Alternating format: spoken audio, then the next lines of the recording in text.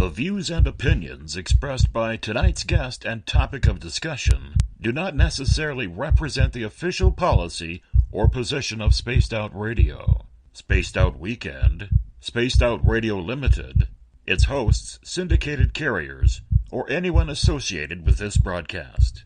Any rebroadcast, reproduction, or other use of this broadcast or podcast without the express written consent of Spaced Out Radio or Spaced Out Radio Limited is strictly prohibited. Listener discretion is advised.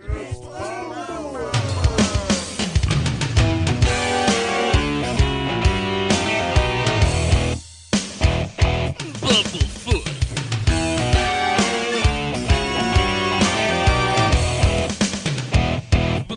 Bumblefoot.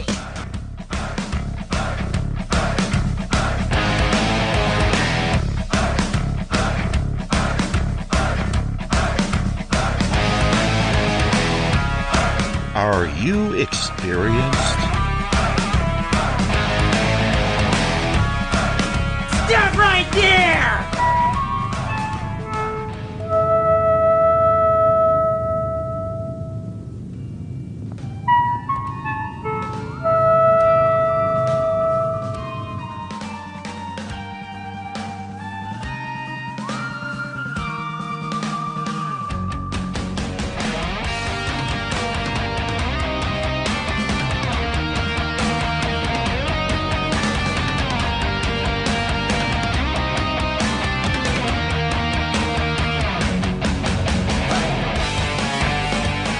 From high atop the mountains of British Columbia to you, listening around the world, this is Spaced Out Radio with host Dave Scott.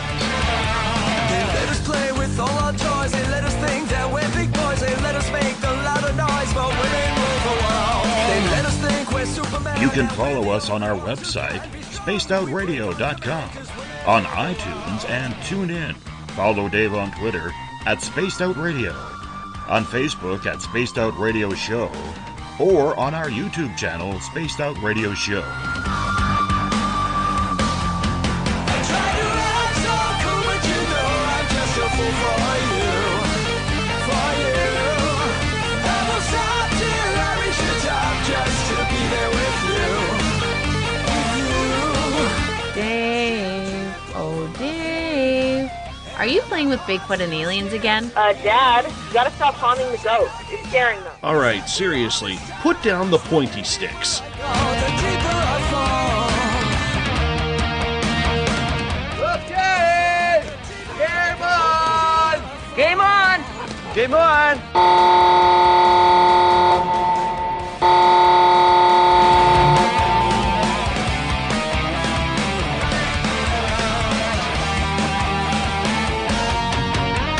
The password is... All right. Buckle up, space travelers. It's time to go for a ride on Spaced Out Radio. Mr. Bumblefoot, Dave is ready for liftoff. I try to act so cool, but you know I'm just a fool for you. For you. Seriously, Dave? Really? Aren't you a little old for a tinfoil hat? Hello, Toby. Bye-bye. Love you. Bye-bye. Please take your seat above all. We will be able to prepare for takeoff.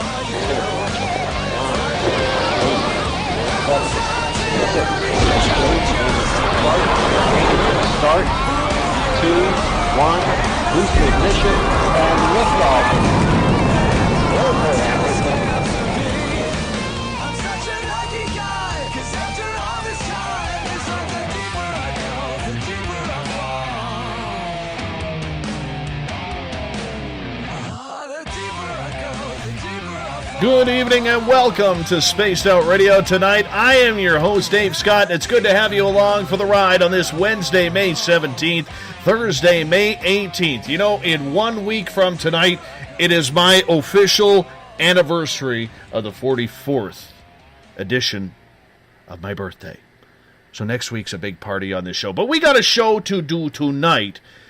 as we hope you had a great day. We are live right here at Uncle Jimbo's cabin, right here in the Great White North, as we are live 7 days a week. We welcome in everyone listening in on our terrestrial radio stations, WQEE 99 Rock the Key down in Noonan, Georgia, along with 107.7 FM, the United Public Radio Network, live in New Orleans and over 160 countries around the world. We are also live on spacedoutradio.com, on Spreaker, KTLK, The Fringe FM, in Las Vegas on Renegade Talk Radio, the High Plains Talk Radio Network, and on Revolution Radio. So if you're listening in on the Double R machine, do me a favor.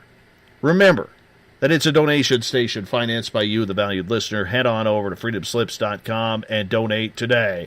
Our resident guitar god is Mr. Ron Bumblefoot THAL. He leads us in and out of every single show. Bumblefoot, the former guitarist for Guns N' Roses, currently of Art of Anarchy and the official sound of Spaced Out Radio. Hey, if you're a social media junkie like I am, do me a favor.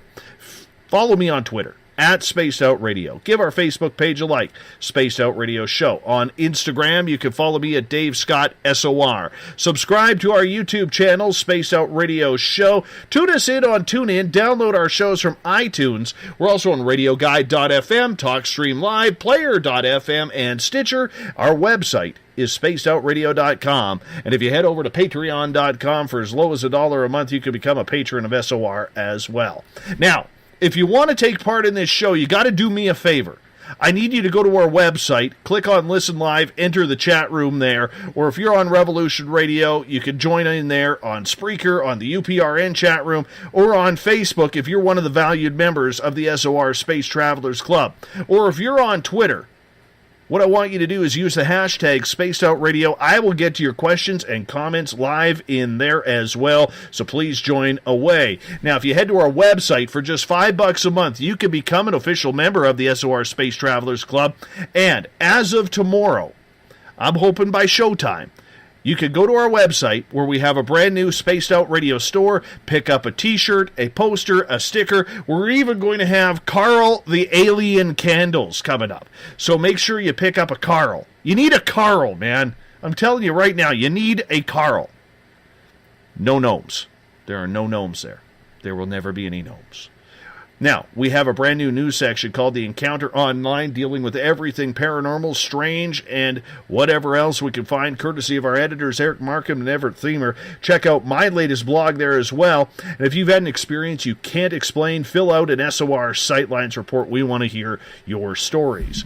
Now, the third Wednesday of every month means it's time to get all ghostly and creepy with some of Canada's best haunts in our monthly feature, Ghosts of the Great White North.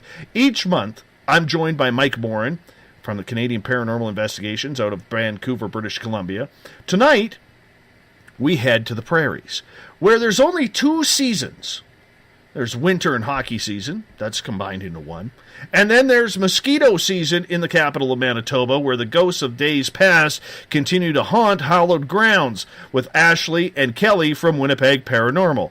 Their mission is to provide a service to the community members of Winnipeg and southern Manitoba who may be experiencing strange phenomena, ghosts, cryptids, UFOs. They deal with it all. If contacted, they provide a complete investigation, document all evidence, and search for the historical background of a location. Now, their primary goal is to find a normal, logical explanation to what is happening, because in the end, we all have to have a skeptical yet clear view of the paranormal. That's what keeps everything rational. They're not debunkers, but they're just trying to figure out what is going on. Before we bring Ashley and Kelly back on, I want to welcome in Mike Morin from Canadian Paranormal Investigations. Michael, how are you? Pretty good, man. How are you? I am doing very good. I'm going to tell you, though, I am still a little bit run ragged here from my travels to Provincetown, Massachusetts last weekend. How was that trip? You know what? It was an amazing trip.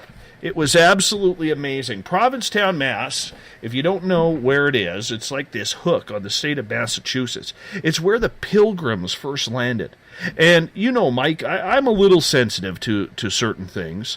And I have to tell you, it was pretty cool to actually stand where the first pilgrims, like literally coming off the Mayflower, and even in Canada here, we're very well known about the Mayflower and the Pilgrims, because we do learn it in history lessons here.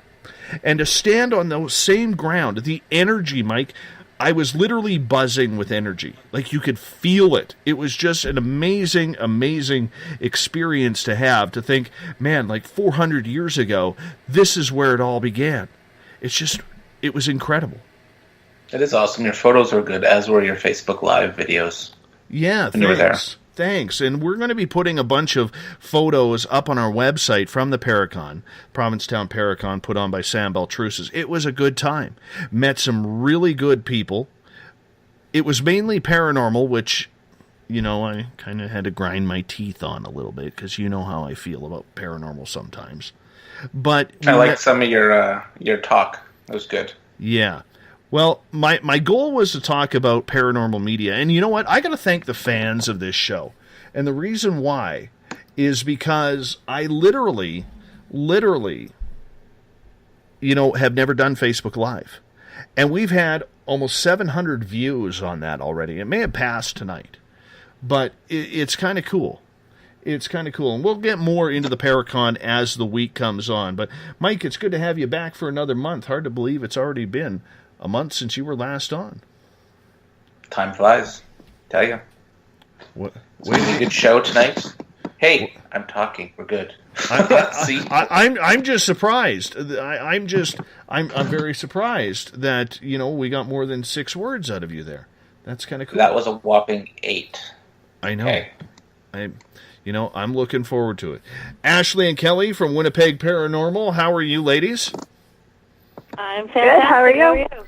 I am good. And you know what? The one thing I was very excited about getting you ladies on, and as we continue our trek across Canada to talk about paranormal stories, it's so intriguing because when I sent you guys the request, do you want to come on and do this show? You're like, oh, yes, we've heard of you. And I was like, really? Really? You've heard? There's actually more than like 6 Canadians that have actually heard of our show. That was kind of cool. Thank you. Oh yeah, you're well known. You didn't know that? No, I didn't. To be honest, Come on. No. Maybe I'm just a little bit too naive sometimes. Yeah, you're just too humble, Dave. Well, it is us being Canadian. This is an all-Canadian show. This is what I love about it. And I have to tell you, ladies, because the reason why we started Ghosts of the Great White North a couple of months ago was because we actually had a lot of our American listeners, which is about 75% of our audience, actually say, hey, we hear all these stories from the U.S., why don't you ever tell us any Canadian ghost stories? So all of a sudden that got Mike and I thinking, because Mike and I were talking about the program, and we decided to try this out. So now it's your turn. So how many feet of snow do you still have there? We are actually clear of snow right now. Oh my God. And I say right now because it's still possible. Yes. Yeah, it's still possible. Yes, I actually, in where I live in central British Columbia, right on top of a mountain, we actually had snow 10 days ago. Wow. Yeah. No. Like, who does that? Who does that? It's May. That's not cool. No, it's not. It's May. You don't snow in May. Oh, but up here you do. It was, it was frustrating. I'm not going to lie. Not going to lie. I know. Ashley, let's start. Ashley, let's start off with you tonight. As what we always like to do is we like to let our audience get to know who you are a little bit, and Kelly will do the same with you momentarily. Ashley, what got you into investigating the paranormal? Was it an experience, or was it just mainly curiosity that led to joining Winnipeg Paranormal? It was both. I've always been curious in the paranormal from, small child. But what really got me into it was actually a home that I lived in about 5 years ago. When we moved in, there was some small occurrences, small sounds, things that you couldn't really figure out. we just kind of brushed it off, and like everybody else normally does at the beginning, and it's the house settling. It's we were in a side by side, so it's the neighbors banging around, or but it slowly progressed and got more and more obvious that it wasn't the neighbors, it wasn't the house settling. When you have somebody sit down on the bed beside you and you roll and there's nobody there, you can't deny that. So at that point, I actually contacted Winnipeg Paranormal for an investigation, and they came out several times to the house. And I just stayed in contact with them and eventually joined the group, and here we are today. Have you enjoyed the experience? Have you seen more than you thought you would ever see? I can't say I've seen things other than in my house, but the experiences, the feelings, I definitely never thought that I would experience the things that I have, that's for sure. And how about your current house? Oh, you go ahead, Dave. No. You cut me off, and you rarely speak, so you go for it. I just wanted to know if your current house is still haunted. We actually moved out of the house. We were renting, and we ended up buying our own house. So we haven't heard from the new tenants, but up until the day we left, there was activity. So I'd be surprised if there wasn't anything going on there now. Did you know the history in your house or why there was activity? We couldn't find anything on the house. When I spoke to the landlord, he really didn't know anything all that much either, other than it was an older house, and the floor joists were actually made from old train track rails. So who knows what came in with those, but other than that, there was no real anything that would stand out in the history of the home. One of my most ever scariest paranormal encounters happened in St. Boniface. My cousin lived in an old historic house, and he never locked the door. He always said his friends were looking after the house, but there was never anyone in the house. So that night when I was staying there, I heard loud boots coming up the stairs from their basement. The door would slam open, and then I'd hear stomps all over the kitchen. And then it would go back downstairs, and it would happen over and over again all night, and it was no one. There's no one there. Yeah, that's one of the stories that got me into this. That's definitely an experience. You can't deny that. I don't know if I'm sitting here kind of absolutely dumbfounded right now, because that's the most I've heard Mike speak ever. And I didn't Well, I'm glad I could help get him out of his shell. Yes. He came over to my house like a month ago, stayed for like 4 days, and he just said more words there than he has in that 4 days he crashed in my house. That's amazing, Mike. Kelly, all my words count. Kelly, how about you? What got you started with Winnipeg Paranormal? You know what? I've always been fascinated in the paranormal. I don't know if you remember that show In Search Of with Leonard Nimoy. That's what really got me excited even when I was a kid, and I just decided that I wanted to start doing it, even though I was. I tried to get into it when I was younger. My family was very religious, and they were like, "No, you can't be doing these things. This is against everything that we believe in. You'll open the door that you can't," because people have these visions of what paranormal investigators do, right? Which is usually scary and wrong, but they think we dance around a fire, and I don't know. But yeah, I decided I was going to do it, and when I decided I wanted to do it, I just happened to be talking to the person who was running the group at the time. It was so strange. I had no idea I was talking to that person. And he said, "You know what? I run this group. Why don't you come out with us?" And the next thing I know, I'm running the group. He passed it on to me, and I had Ashley, after I investigated her house, we became friends, and we started investigating with each other, and now we run it together. Now, you say very religious. Now you got me thinking, because my mother is born in Steinbach.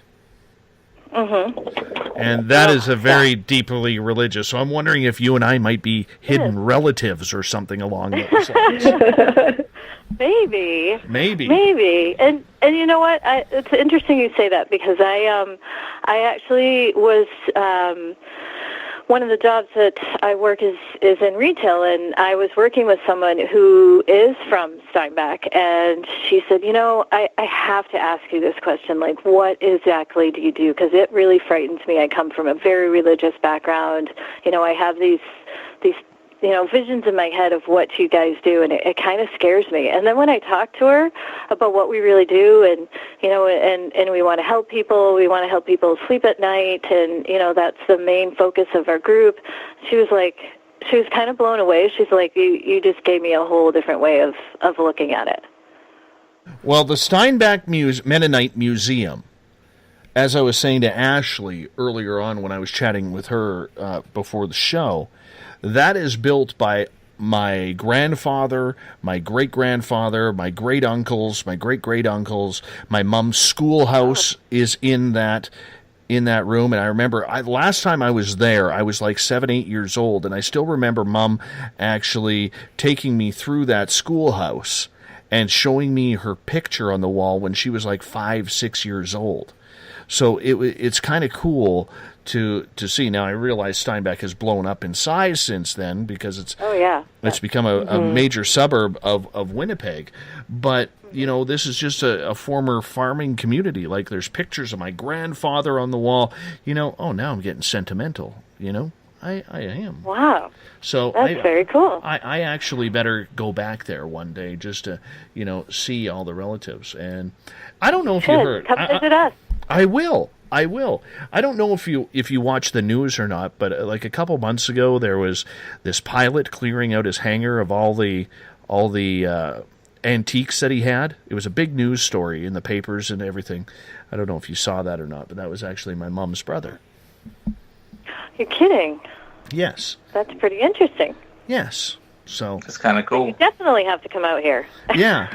Yeah, I wish I knew he had all that stuff, because there were some things that I would have loved to have gotten off of. But that's okay. We're here to talk ghosts anyways, not old Davy's family. You know, that's what it's all about. Anyways, let's move on here. Let's move on. And I'll hit you right between the eyes with this one. How haunted, Kelly, is Winnipeg? You know, I'm pretty blown away. Like, I'm not even originally from Winnipeg. I've been living here about, 6 or 7 years now, and I'm pretty blown away about how many people contact us constantly, to go into their homes and just to even talk to us and saying that they're frightened. And, like, it blows my mind. And I talk to a lot of other investigators in other places, and they're like, we're not that busy. I'm like, well, we are. We get contacted all the time. Like, there are a lot of places here, like public buildings, that are known to be haunted, but, I mean, we barely even get to go in those because we're so busy with clients all the time. It's pretty crazy. So your goal... Go ahead, Mike. Oh, no, you go for it. As the captain of this show, Mike, we got to come up with some rules here. You know, as the captain of this show, Michael, we're both quick to draw. Well, I realize that. We have to come up with a system here, because I can't see you. You're over there. I'm here. You're over there. Anyways, Mike, go ahead. I don't remember my question now, so it's all you. Okay. All right. Let's move on here. You seem to focus with Winnipeg Paranormal in regards to more residential and helping clients rather than going to historic sites, which are fun to do and fun to connect with. But why do you guys decide to focus on residential and maybe business clients? You know what? I'll answer first, and I'll let Ashley answer after me, because, I mean, she was one of our clients. You know, one of the reasons that she called us was that her children were having concerns, and I'm a mom. I have 3 kids, and when we started going into residential places, you know, you don't always find, of course, everybody knows in this field that you don't always find that there's a paranormal reason of what's really happening. You find that all these houses and everything are pretty old, and, things happen and houses shift, and you want to explain things away.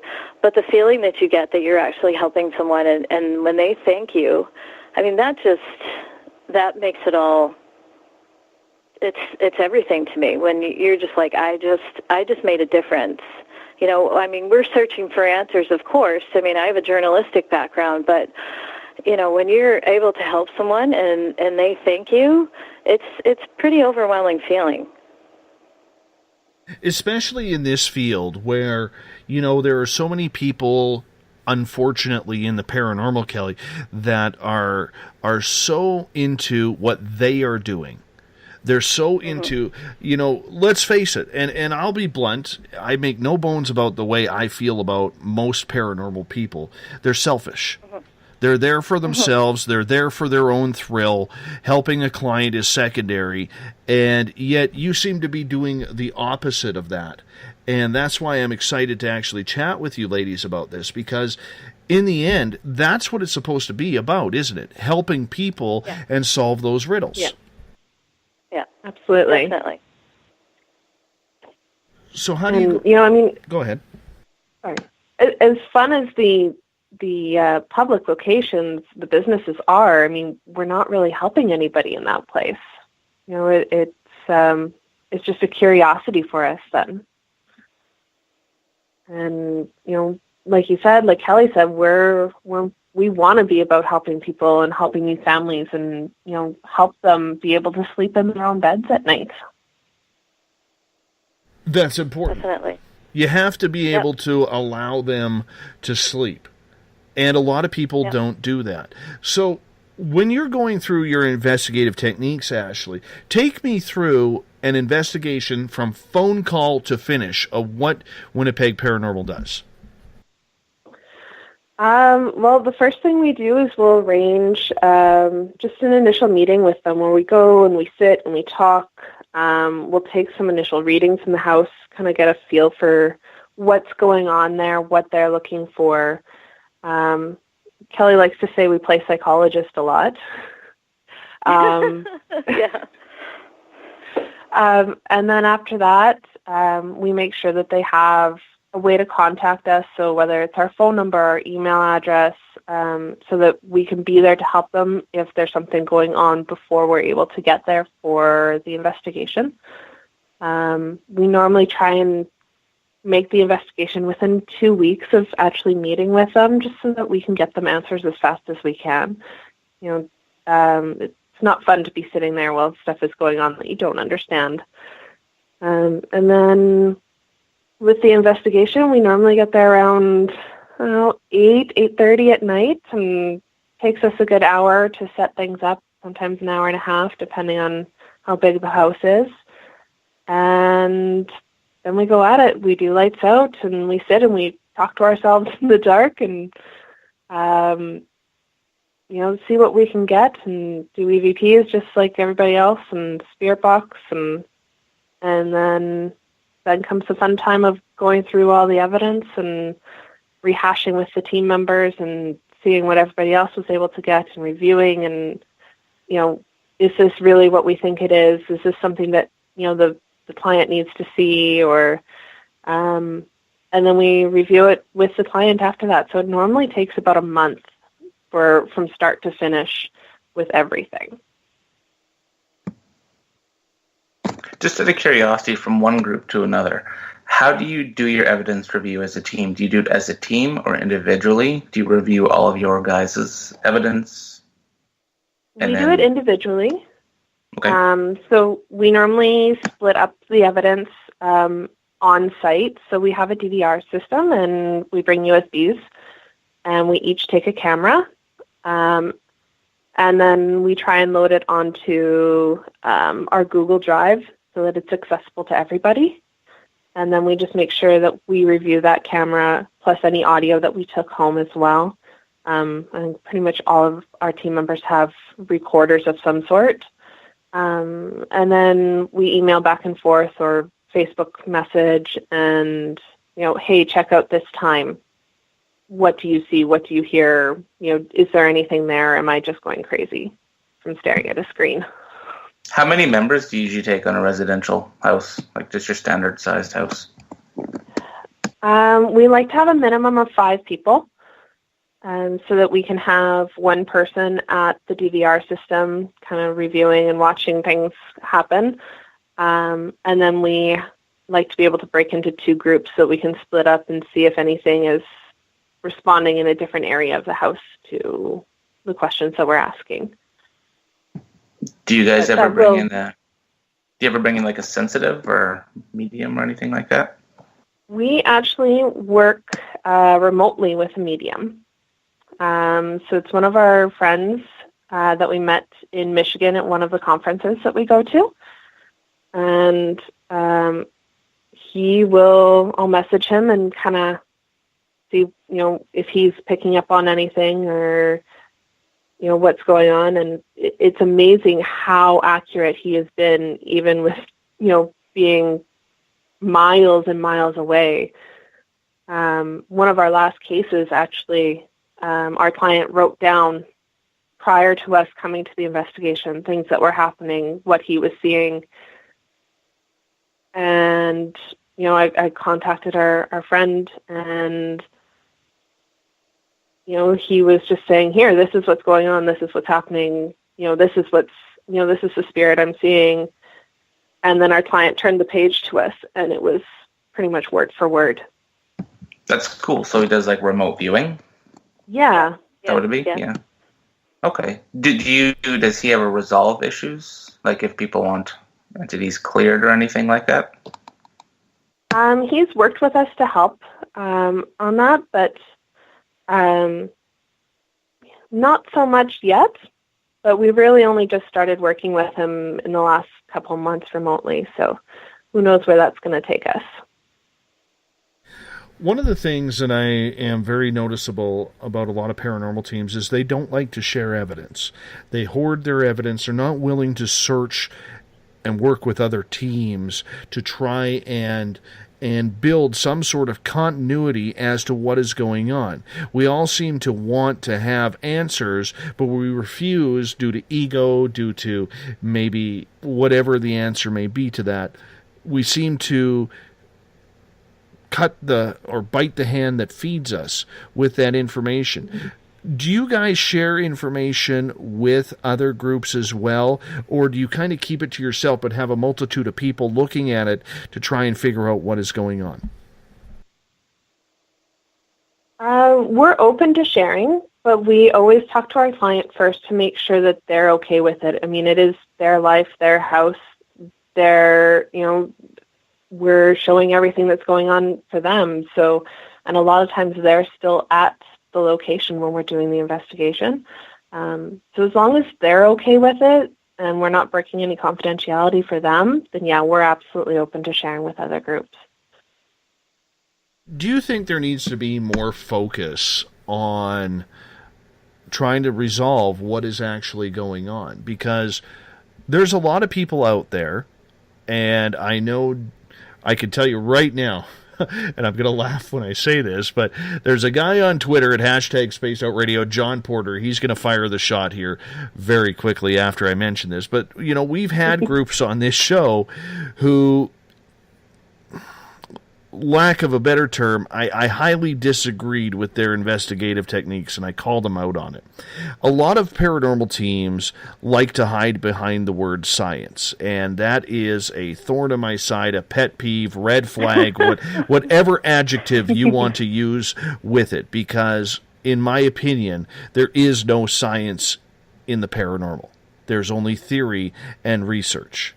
So I agree. In the end, absolutely. In the end, are you trying to figure out what is going on by telling the story of the ghost, or are you trying to solve something like what is on the other side? How are you trying to conduct your investigations? What is the end goal? I think it's a little bit of both. I don't know about Ashley, but I mean, there is, if we can find a story, that's fantastic. We'd also like to search to, find some answers and say, hey, yeah, there is something else out there. And I think that's what a lot of people want to know. Is there something more? And when I investigated Ashley's house, that's when I became like a flat-out skeptic to more of a believer because of what I experienced in her house. What sort of things did you firsthand experience there? When I was in Ashley's house, it was interesting because it was the first investigation, and it was still early on when I was still, early as an investigator, and all of our stuff, was starting to, like, cameras were starting to die, and things were starting to go down, and I don't know, it was like 2:30, 3 o'clock in the morning, and we were tired, and we're like, there's nothing happening anyway, no big deal, and in my head, I'm just like, what am I doing? Am I really doing this? Like, is there a reason why I'm doing this? And as soon as I said that, one of the investigators who was standing in front of me started, like, breathing really strangely, started hyperventilating, and I'm like, what's wrong?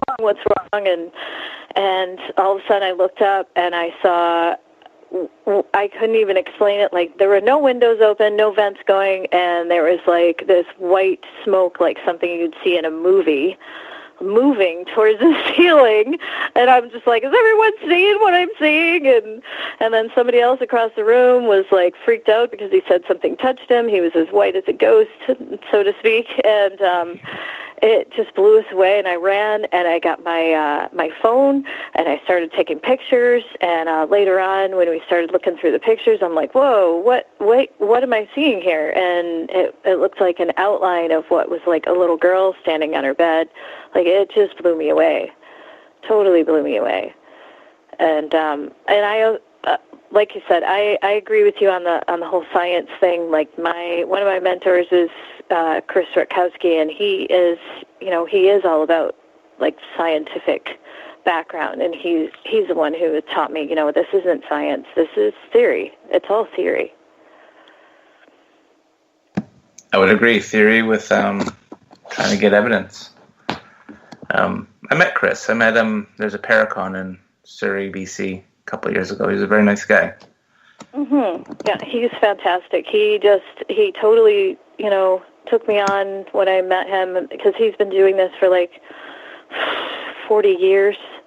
And when I, ask him about anything or share anything that I've found, he'll take out, all of this research about certain areas, and he'll be like, oh yeah, I researched this, and this is what we found, and, if you want to go up there, I know some people up there, and, he's fantastic. And I think that's what sometimes people in this field don't realize, that people will help you, and people do want to share information, because I think it will help us get further along in this field. I've met so many people all over the U.S. too that have become like mentors and friends, and we share information all of the time.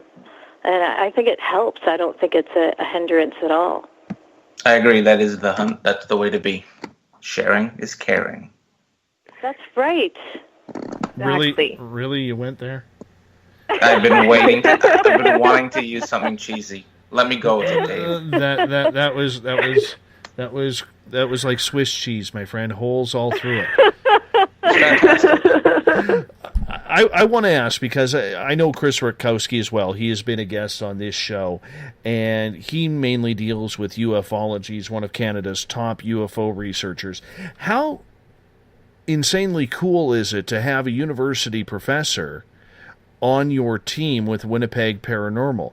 Because when I think about it, like with my team here, I have a resident scientist in Eric Markham who helps me out with all the scientific questions that we may have for a guest. He'll even co-host with me the odd time, when we have a topic where I think his expertise is needed.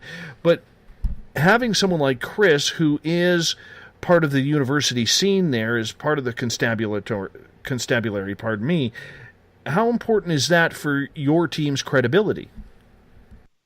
I think it's fantastic. I mean, I was just a lot of people, when I first met him and I started doing this, he said, you know what, out of all the groups that have been through this town, and there are so many, he's like, you were the first one. You were the first person who has ever reached out and asked me anything, and I've been doing this for so long. He was one of the first paranormal investigators in Winnipeg in the 70s. And it's just, he is such a wealth of knowledge that I don't know why anyone would not want to work with him. And he's, him and his wife have become, incredible friends of mine in the process. And it's just, yeah, it's fantastic. And I think it does add credibility to our group, definitely. Because the one thing that this field does lack is education. And I'm sure you would agree with that. And I'm not slamming anybody who is in this field who doesn't have a college education. That's not what it's about. But the one thing every paranormal team craves is some sort of university-type credibility. That they want their research to be taken seriously. They want their investigations and their findings to have that university scientist or that university doctor to go over that evidence and say, you know what, we have something strange here. We have something unexplained. Now let's investigate that. Do you find that, in your opinion, it kind of gives you a leg up having Chris there with that? Because in the end, you have something that 95% of the teams out there don't have, which is a university professor.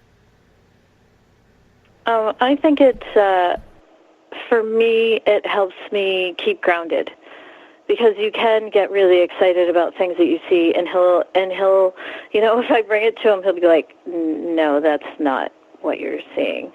And he'll explain it in a scientific way, and I'm like, you're right. I think it's such a help if people are seeking out that knowledge from other people who have been in this field longer and who are, educated. I think it gives us a leg up. What do you think, Ashley?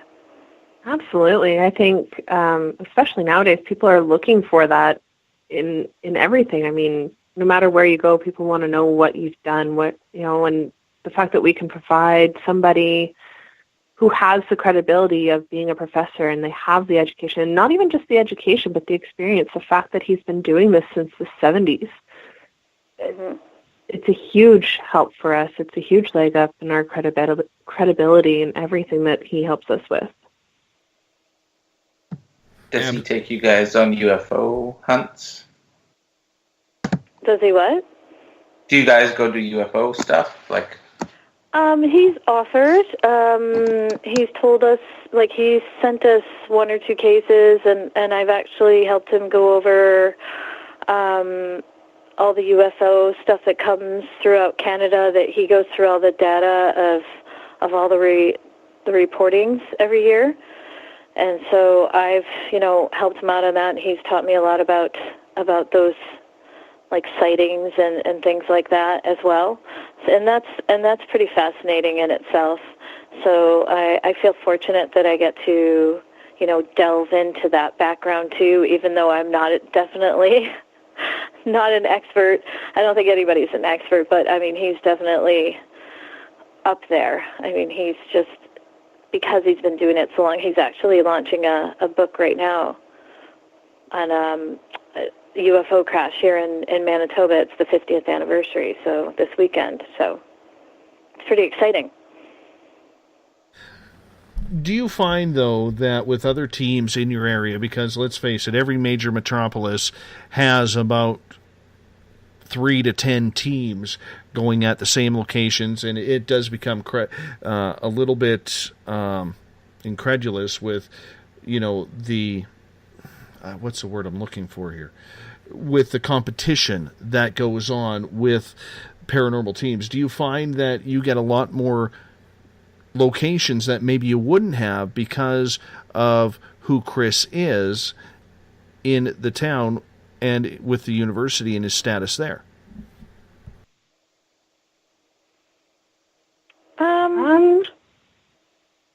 Probably. I mean, there are people that do call the university looking for Chris because of paranormal issues, and then, he'll send it over to us. We definitely get people, get clients that way. But also because we have become friends with people all over, and there are actually people up here that will know, some of the U.S. investigators, and they'll follow them and not realize that we're here, and they'll say something to them, and those people will say something to us. So, we've gotten a lot of referrals from all different people. We got about 11 minutes before we got to go to break here. And I would love for you to share an investigation with us, because in hour number 2, I know the questions are piling up, and I'm going to get my listeners for hour number 2 to start typing in their questions so we can get them to you ladies. But tell us about a really good haunting and the location that you were at maybe a year ago, recently, whenever that was, that really, really was strange. Ashley? Oh, I can think of 2 off the top of my head. One is a public location, the Seven Oaks House Museum here in Winnipeg. We've done, we did a private investigation with them as well. We actually did a public investigation with them last year, and we're doing more with them this year. And yeah, we have a picture from there that we can't explain. We've had friends look at it, and same idea. They can't really explain what it is, and just the activity, the feelings in that house were off the wall. And then, yeah, it was crazy. People actually got sick on one of the public investigations. People were kind of blown away. A lot of people ran out of one of those locations. Yeah, we actually had people who looked at us. We had people who looked at us and said, "You know what? I came in here not believing, and I'm leaving here knowing there's something else out there." So we turned some skeptics into believers. And then the other one that I can think of was just in February, actually. We were in the Charleswood area, and we're trying to help a gentleman in his home with everything that was going on. And actually, that's the one that our friend John helped us remotely with. And I can say that I can't think of a lot of investigations where I've had the feelings that I've had in there. The feeling of not being wanted, and there was one room in the house where it was like a wall in front of the door. It would not move. It was just this heavy, sick feeling. I had the feeling of being surrounded, but yet there was absolutely nobody around me. So, I don't know. Anything else you can think of, Cal? Have you guys done the forks out there? Pardon? Or what's that, the big settlement, like the old fort there on the Red River? Lower Fort Garry? Yeah, have you guys done it there? We haven't.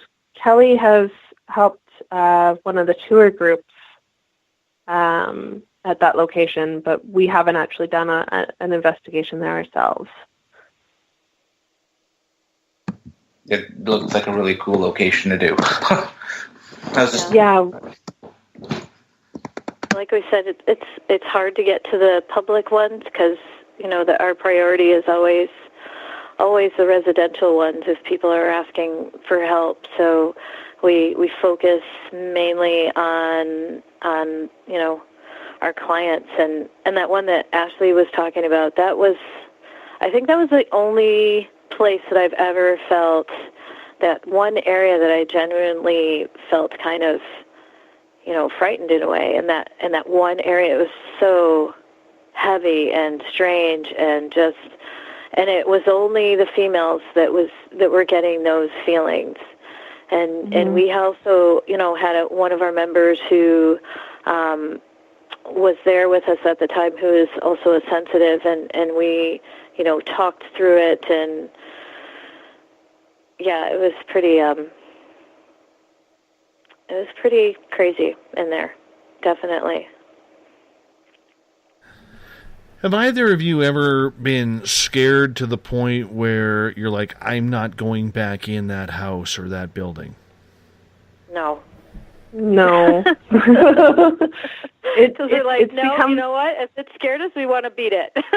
Yeah, exactly. It's almost like, it's a challenge for us. If you're going to try and scare us, I'm going to stand my ground, and I'm going to come back. See, I've added a new tool to my paranormal investigation. If a ghost scares me, I'm scaring it right back with a picture of my former mother-in-law. That's what I'm doing. So, yes, I will remind it that nothing scares me anymore because I lived through that. Yes. That's a good technique. Exactly. So, Mike, when you're here, because Mike is actually coming up north, Mike's near Vancouver, and I'm like 5.5 hour drive north in a small little hick town called 100 Mile House, where literally I still think they tie horses up to the outside of the bar. Anyhow. Long story short, Mike's coming up here, and Mike, I'll show you that technique when we're investigating. I do a museum tour once a month to raise money for our local heritage site, and it is extremely haunted. I raise probably about $400 a month. It doesn't sound like a lot, but we do a tour of about 20 people. And we take them around for a couple of hours, and they get some pretty cool experiences. The spirits there are usually very active with what we are doing, and like for instance, I'll end up going out there tomorrow and having a little chat, reminding them that we're coming on in with another tour group, and be nice. But do you guys do a lot of paranormal tourism in Winnipeg in order to help create awareness for what you do? We actually when Ashley was mentioning the public investigations that we're doing, we actually donate half of our proceeds back to the museum, because it's important to us to be able to keep those places. That's important for the town, right, in the cities. And that's, one way of our raising awareness. And I also there's already a tour group here who does ghost tours. And once I was running a group, I immediately reached out to her. So we've been slowly starting to work together, and she always, introduces me and introduces our group so that they're, aware that if they need someone for their residential home, that they can contact me, and I'll go along with her to help her on that, investigation. So, we've been doing different things like that to raise awareness of us being out there. I think paranormal tourism really does have a place, and we can get more into that as we're only about 2 minutes away from break. I think paranormal tourism is something that we can teach people who have that mild curiosity without becoming Pokemon ghost players. And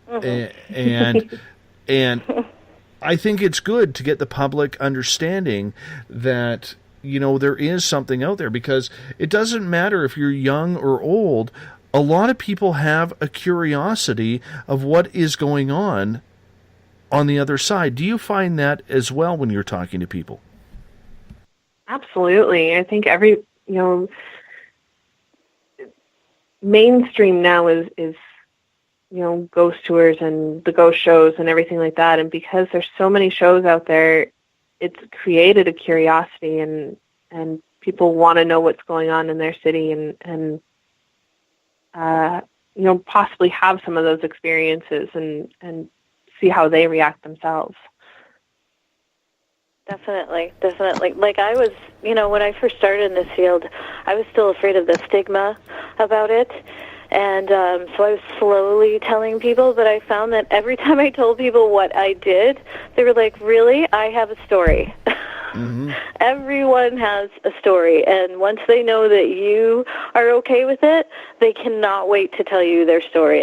And I've really, it's blown me away, because I just, even my family who, were so negative about it when I was younger, now they're all coming to me and telling me all of these stories. And so I'm just like, okay, I guess, all of that stuff has really brought it to mainstream. So, as negative as some people are about the shows, and not all of them are great, but they do, that favor to us to bring it out to mainstream and help people to feel better about talking about it, Absolutely. And ladies, I'm going to get you to hold on. Mike, you hold on as well, because hour number 1, we're wrapping up right now on the mighty SOR. We are talking with Ashley and Kelly from Winnipeg Paranormal in Winnipeg, Manitoba. And when they're not fighting ghosts, they're fighting the mosquitoes going into summer. They are the mosquitoes there, no word of a lie. They're about 6.5 inches long, about 8 inches wide. The wingspan is about, no word of a lie here, that wingspan is about 1.5 to 2 feet. And that's why Winnipeg produces very good hockey players, because they practice taking mosquitoes out of the sky. You're listening to Spaced Out Radio. I am your host, Dave Scott. We'll be back right after this. Coming September 29th to October 1st, the first annual Spaced Out Radio Caribou Paracon. Hi, this is Dave Scott. The event will be held at the Spruce Hill Spa and Resort in 108 Mile Ranch, British Columbia. Come join us for an amazing weekend of speakers talking all things paranormal, UFOs, ghosts, aliens, Sasquatch, intuitiveness. Listen to great speakers like Miriam Delicato, Samantha Mowat, and the crypto guru, Ronald Murphy. Get your VIP passes by going to spacedoutradio.com and clicking on the Paracon banner. Come to BC, where the paranormal is waiting for you.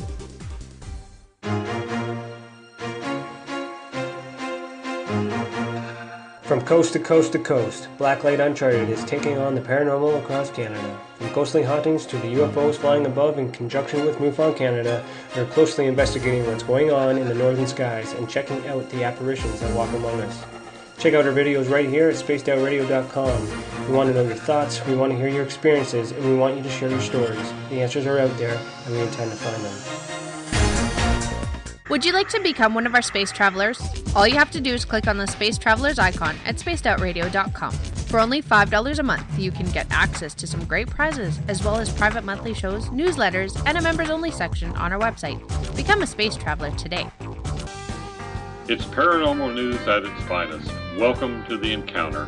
At spacedoutradio.com, The Encounter online is SOR's trusted news source for everything weird and strange going on around the world. This is news editor Eric Markham. Our team of journalists are scouring the planet for those strange stories that rarely make the mainstream. No fear-mongering or fake news here. Head over to spacedoutradio.com and encounter The Encounter.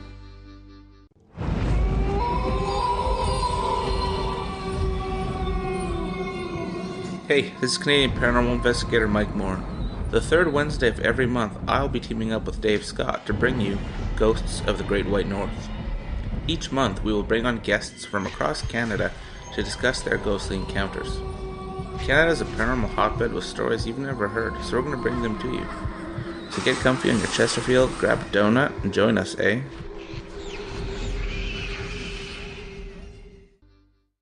Have you had an experience you can't explain? Had a run-in with ghosts, maybe Bigfoot, or seen lights in the sky? Hi, I'm Mike Schmidt from the SOR Sightlines. I'm here to investigate your sighting.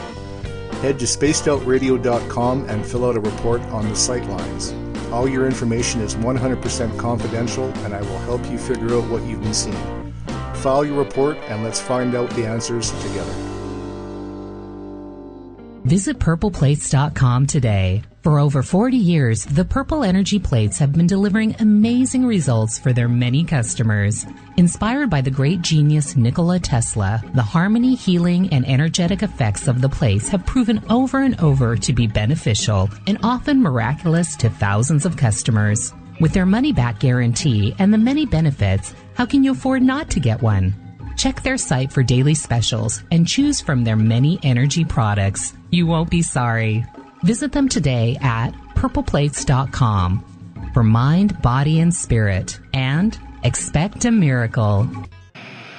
Are you interested in advertising on Spaced Out Radio?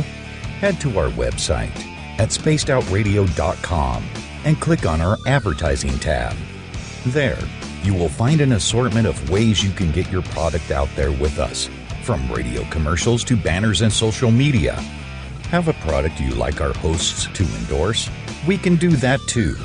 Visit spacedoutradio.com for more details. Have you got your Cosmic Passport? If you need one, tune in to Cosmic Passport on Spaced Out Weekend. This is Elizabeth Anglin, ET experiencer, spirit medium, and host of Cosmic Passport. Each weekend I'll be bringing you interviews and support from other paranormal experiencers, and the best in intuitive spiritual guidance from across the globe. It's all happening starting at 9 p.m. Pacific Time, midnight Eastern, on spacedoutradio.com. From British Columbia to Northern California, Pacific North Weird has Cascadia covered.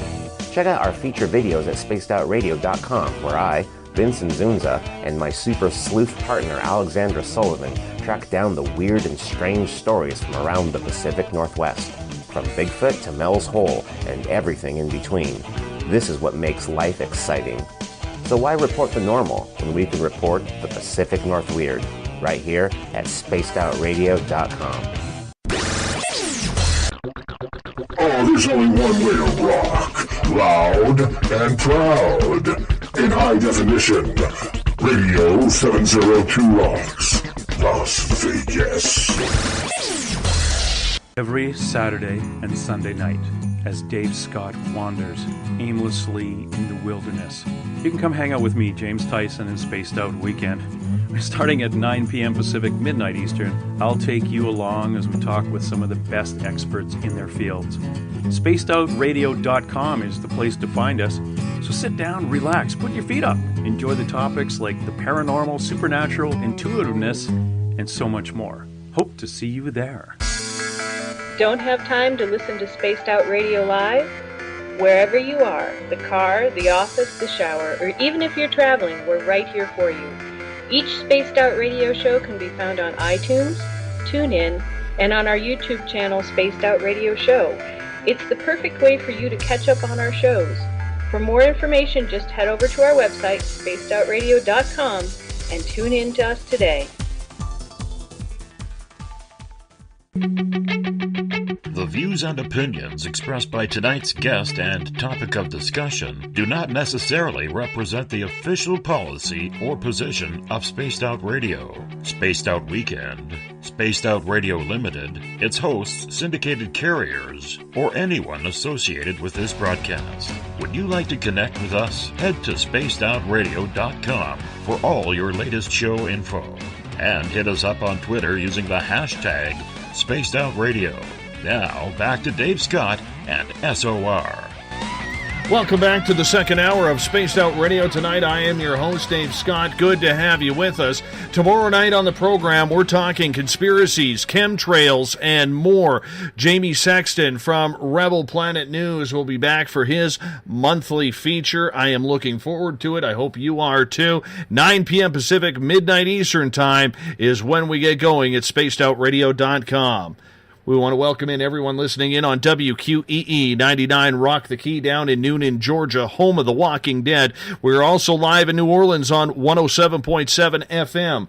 The United Public Radio Network and spread over 160 countries around the world. Thank you so much for being with us as well. We're live on KTLK, The Fringe FM, Renegade Talk Radio out of Las Vegas. And if you're listening in on Revolution Radio, remember the Double R Machine is a donation station financed by you, the valued listener. Head on over to freedomslips.com and donate today.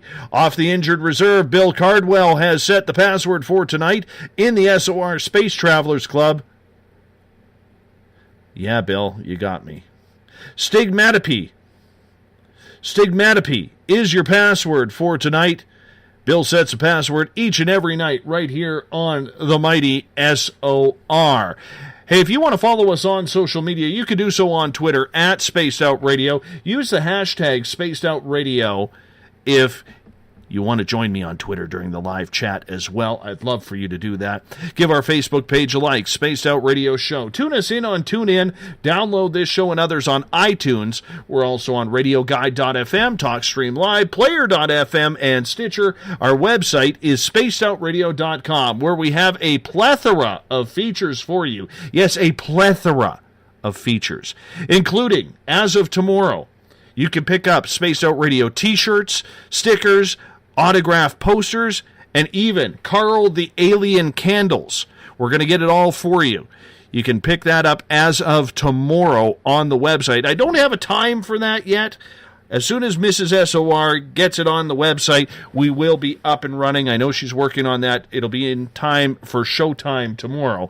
So check it on out, our new Spaced Out Radio store. We have the Encounter Online, our great news section put together by Eric Markham and Everett Thiemer. And you can join the SOR Space Travelers Club for as low as $5 a month. It's an awesome, awesome thing. We're going to bring some cool content to that. We're revamping that as we speak. Tonight, we are talking Ghosts of the Great White North. I am joined by Mike Morin from Canadian Paranormal Investigations, along with the team of Ashley and Kelly, who are part of Winnipeg Paranormal out of Winnipeg, Manitoba. Ladies, Mike, welcome back. Hello. Thank you very much. Well, that was a quick first hour. That was a very quick first hour. I want to talk about residential investigations here, if you don't mind. Because residential, to me, has a lot of meaning.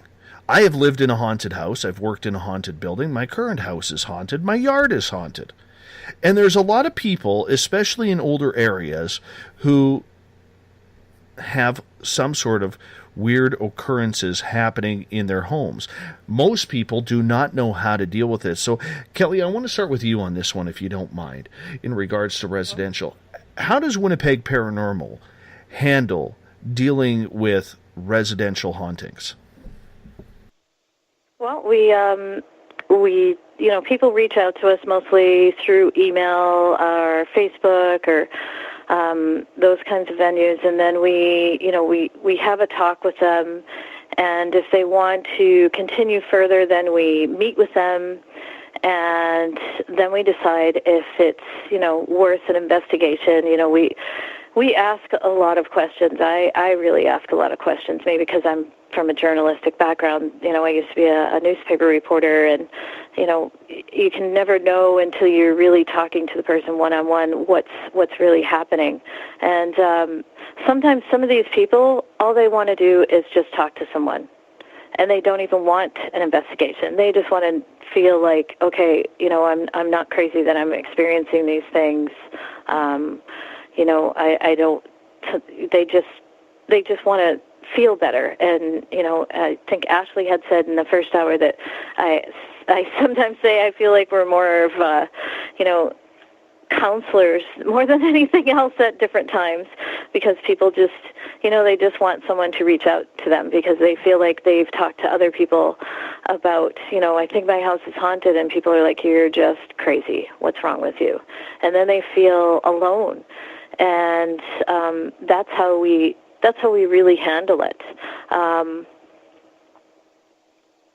And then we decide if they do want an investigation, then we set up an investigation with them, and we do, the full-blown on, we bring in, different equipment and recordings and all of that stuff that, people see on TV, and then we go over all of the evidence, and then we, go back to the client. A lot of times these clients, we become friends with them. We talk to them for years often because things might come back or occur again, or they just need to have us back because it's still happening. I mean, just because you go in for one investigation doesn't mean that it's going to be done with. And I think that's what a lot of people in this field have an issue with. A lot of these shows, they're just like, okay, it's all wrapped up, all done, and that's not reality. It's not we're just going to solve the problem just like that. So what problems are you trying to solve when it comes to residential hauntings? And take us, if you could describe that by giving us an example of a situation that you've dealt with. Okay. Our main focus, we went into one place that was, because we don't just stay in Winnipeg. There are people who ask us hours away to come to their homes. We went to one home that was out in farmland, and she was, we actually, because she was so far away, we didn't go to her house the first time because, it costs money for us. We're volunteers. We don't charge them. So we talked to her over Skype, and then we decided, okay, you know what? These people there's definitely more that they're seeing, and they definitely seem genuine, that there's something going on. So we set up our investigation. We went out there, and it's almost tear-jerking in some investigations, because these people are, they're so done with it. They're saying there's stuff moved, and they're in tears, and they're giving us food, and they made wine for us, and we're like, well, we can't drink while we're on the investigation, but thanks, they're just, it's amazing, that we're able to help them, and we did the investigation, and we also said, we'll do a cleansing, because saging up here, it's very common. It's a belief that a lot of people have up here. It's just, blessing the home and making it feel more positive at the end. And she said that she was able to sleep for the first time, and she didn't know how long, and she was so thankful. And that to us that is it, right? To be able to help them to sleep at night, because that's our main thing. And if these people have children, they're moved up the list. If they say we have kids and they're seeing things and they're upset, then we're going to get right over there. That's our main focus when we go into places, is that they are able to sleep. This is your home. You're supposed to feel safe here. You're supposed to be able to sleep at night, and that's our main focus when we go into anywhere. That's kind of refreshing to hear a group say that, because that's kind of the group I belong to. That's kind of our mandate as well. One of my questions, which you kind of answered, was I was going to say, do you guys cleanse? I guess, you guys use sage. Do you offer to send spirits away from the property or the house, to resolve hauntings that way? We have with our sensitive, and if there was something we really haven't run into anything major, and if we did, we would refer them to an elder or a priest, depending on their belief system. We always try and respect their belief system. There's some places where we wanted to do a cleansing, but they didn't want to, and that's their choice. We always try and respect their beliefs and their decisions, if that makes sense. Totally. Have you guys ever had to bring in a priest to an investigation, where it's gone south? No. Not yet. You mention priority cases, especially if homes involve children. Why is it so important to make sure that certain clients get priority right away? Most of us are parents in the group, and that's a really big thing for us. We have kids, and we know how, kids can be affected right away. Like my kids, when we moved into our house, they saw a child walking around, and they felt it, and and I talked to them right away. But a lot of people don't have those tools, and they don't know what to say to their kids, and they're scared. And when it comes to kids, they're so innocent. That's just our number one priority. Do you get a lot of situations or cases where the children are seeing things but the parents aren't? Maybe the children are sensitive but the parents haven't picked up on their abilities yet. I can't think of any. There was one case where she said that the child had, I think she said did they have two kids, Ashley? I can't remember, but she said that the child did have an ability, and I kept talking to her because I kind of had a gut instinct there was something more going on, and the child was there, and I talked to the child, and I had seen this picture that she had drawn, and it looked like something from a show, and I said, are you watching, you know, these paranormal shows? And she was pretty young. And that's when it started coming out, you know, yes, I watched these paranormal shows with Mommy, and there was more. We discovered that it was an influence that was going on more than, you know, that there was actual ability. So I think that's why it's so important to ask all these questions and really sit down and talk to them and kind of, you know, try to get a feel for what's really going on, because sometimes people want something to happen so badly that they can have an influence on people around them, and, you know, especially children, they're so influenced by their parents, right? So this child was actually, you know, kind of saying, yeah, I'm seeing things, but she really wasn't. It was, she just wanted to kind of go along with what Mommy, because Mommy wanted to watch these paranormal shows and wanted to believe that there was something there. I want to get to a couple questions from our audience here, if you don't mind, because we like to involve them on everything. And this one comes from Beyond the Omniverse. He is asking, are there any paranormal activities in your current homes? Any kind of attachment experiences? Ashley, are you experiencing anything now? Not in my current home, no. Just in the one we lived in before this. Okay. Yeah, I'm, like I said, when we moved into this house just a few years ago, my kids started saying that they were seeing a child, my daughter, and they had never said they had seen anything before. And my oldest daughter, she was 9 at the time, she said she thought it was her brother. She saw the kid walk into the bathroom, and she looked over and her brother's sleeping. She was like, what? What just happened? And there were a couple of other incidences where, you know, my son said that he could feel it like rubbing his back, and then somebody else came in that was part of the paranormal team, and he said, I swear I saw a child just peek around your chair over there, but your kids are in the other room.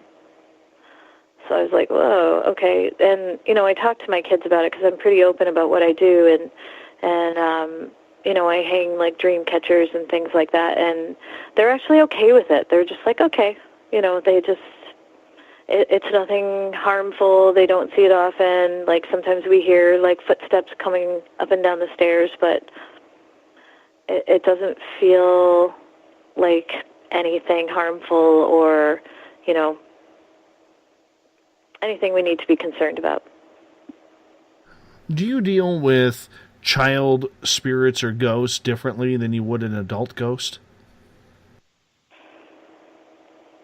I don't think so. I mean, really, we're just trying to figure out, well, if there's anything there. And, you know, we always say that we go into the homes and we respect whatever is in that home like it's our own family. And so I don't think that really makes a difference whether it's a child that's in the home or an adult spirit. You're still going to want to treat it with respect. Let's go to Twitter now at hashtag Spaced Out Radio. A couple questions coming from Deb. She is asking, do you advise residents to use any crystals, and do you believe that sage does not work in homes but only in open spaces?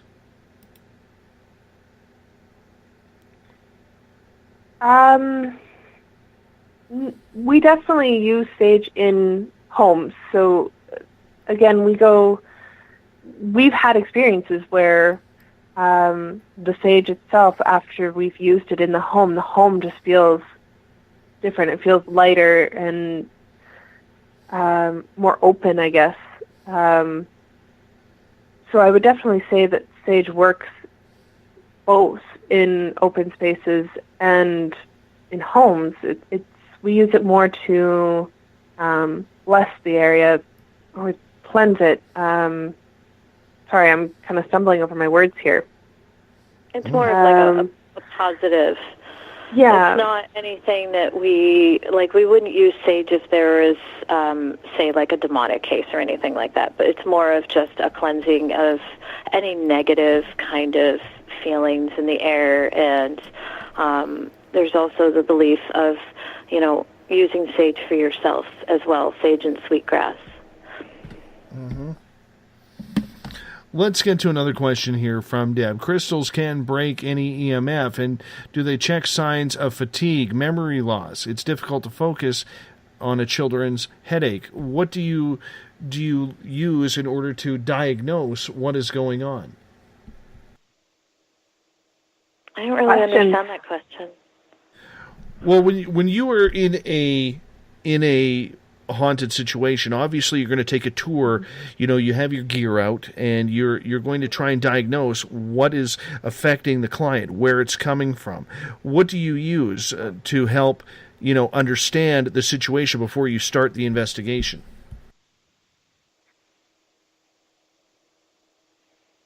I think a lot of it is the questions that we ask.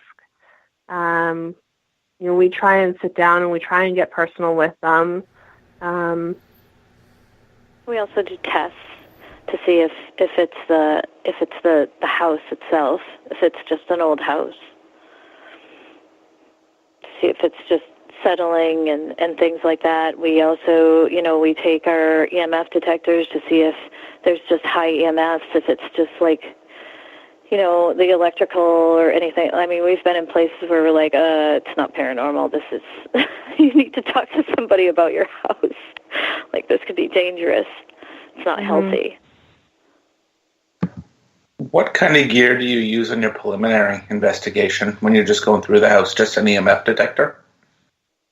Yeah, just an EMF detector with like a millimeter and a K2, because we want to kind of put them together to say, okay, this is what I'm getting. Are you getting it on yours? And we take a recorder and we ask them if we can record the conversation. It depends on the situation too. Like if we go in somewhere and they're saying that there's full-blown crazy stuff happening, sometimes we'll even take a spirit box to just, because they say that they want to do something right away. But, I mean, mostly it's just, a recorder and some EMF detectors, and then, like Ashley said, lots and lots of questions and kind of getting a feel for the house. Have you guys had a lot of darker cases, like ones that stick out in your head out there in Winnipeg? I wouldn't call anything that we've been through dark. I mean, there's some places that seem negative, but they weren't dark. I'm not one of those people, and I don't think Ashley is either, that will just jump on the train and immediately think that something's demonic because it's feeling negative. It's more like, okay, it's stuck, it's not happy. And we were on one investigation that has always stuck out for me, and that Ashley started feeling a little dizzy, and then she just wasn't feeling right, and that had never happened before. And then all of a sudden I felt like something was just holding on to me and just would not let go, to the point that I was physically sick and I had to walk out of the house for about like 2 or 3 minutes just to make it stop. Let's get to another question on Twitter. This one coming from Canadian Joe. You got to watch out for him. He's a Toronto Maple Leafs fan, so we know what they're like. And you let him in the group as a Toronto Maple Leafs. Does he like the Blue Jays too, I assume? I would assume he does, and he's probably a Raptors fan as well. He's one of them. But what's a raptor? I don't know. Short little penguin arms like I have. But anyways, Joe is asking, wouldn't it be more interesting for your group to investigate sites like Lonze aux Meadows, ancient First Nations burial ground sites, or battlefields that were in the area? Absolutely, it would be interesting, but that's not our goal. Our goal is to be here for our clients and to be able to help the families.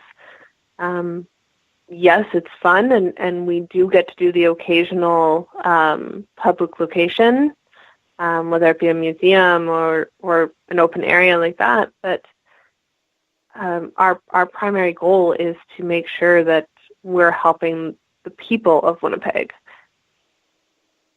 Yeah, and we are pretty busy.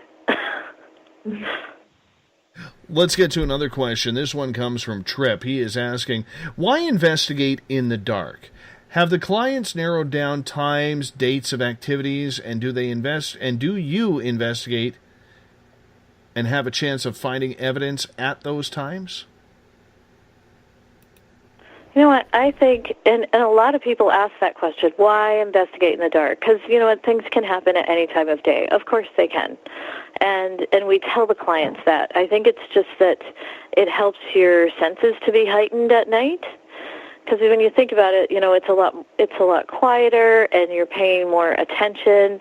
And, like, that's my reasoning of why we investigate at night. Your senses are heightened. It's just a lot easier to sense things and hear things. Ashley? Sure.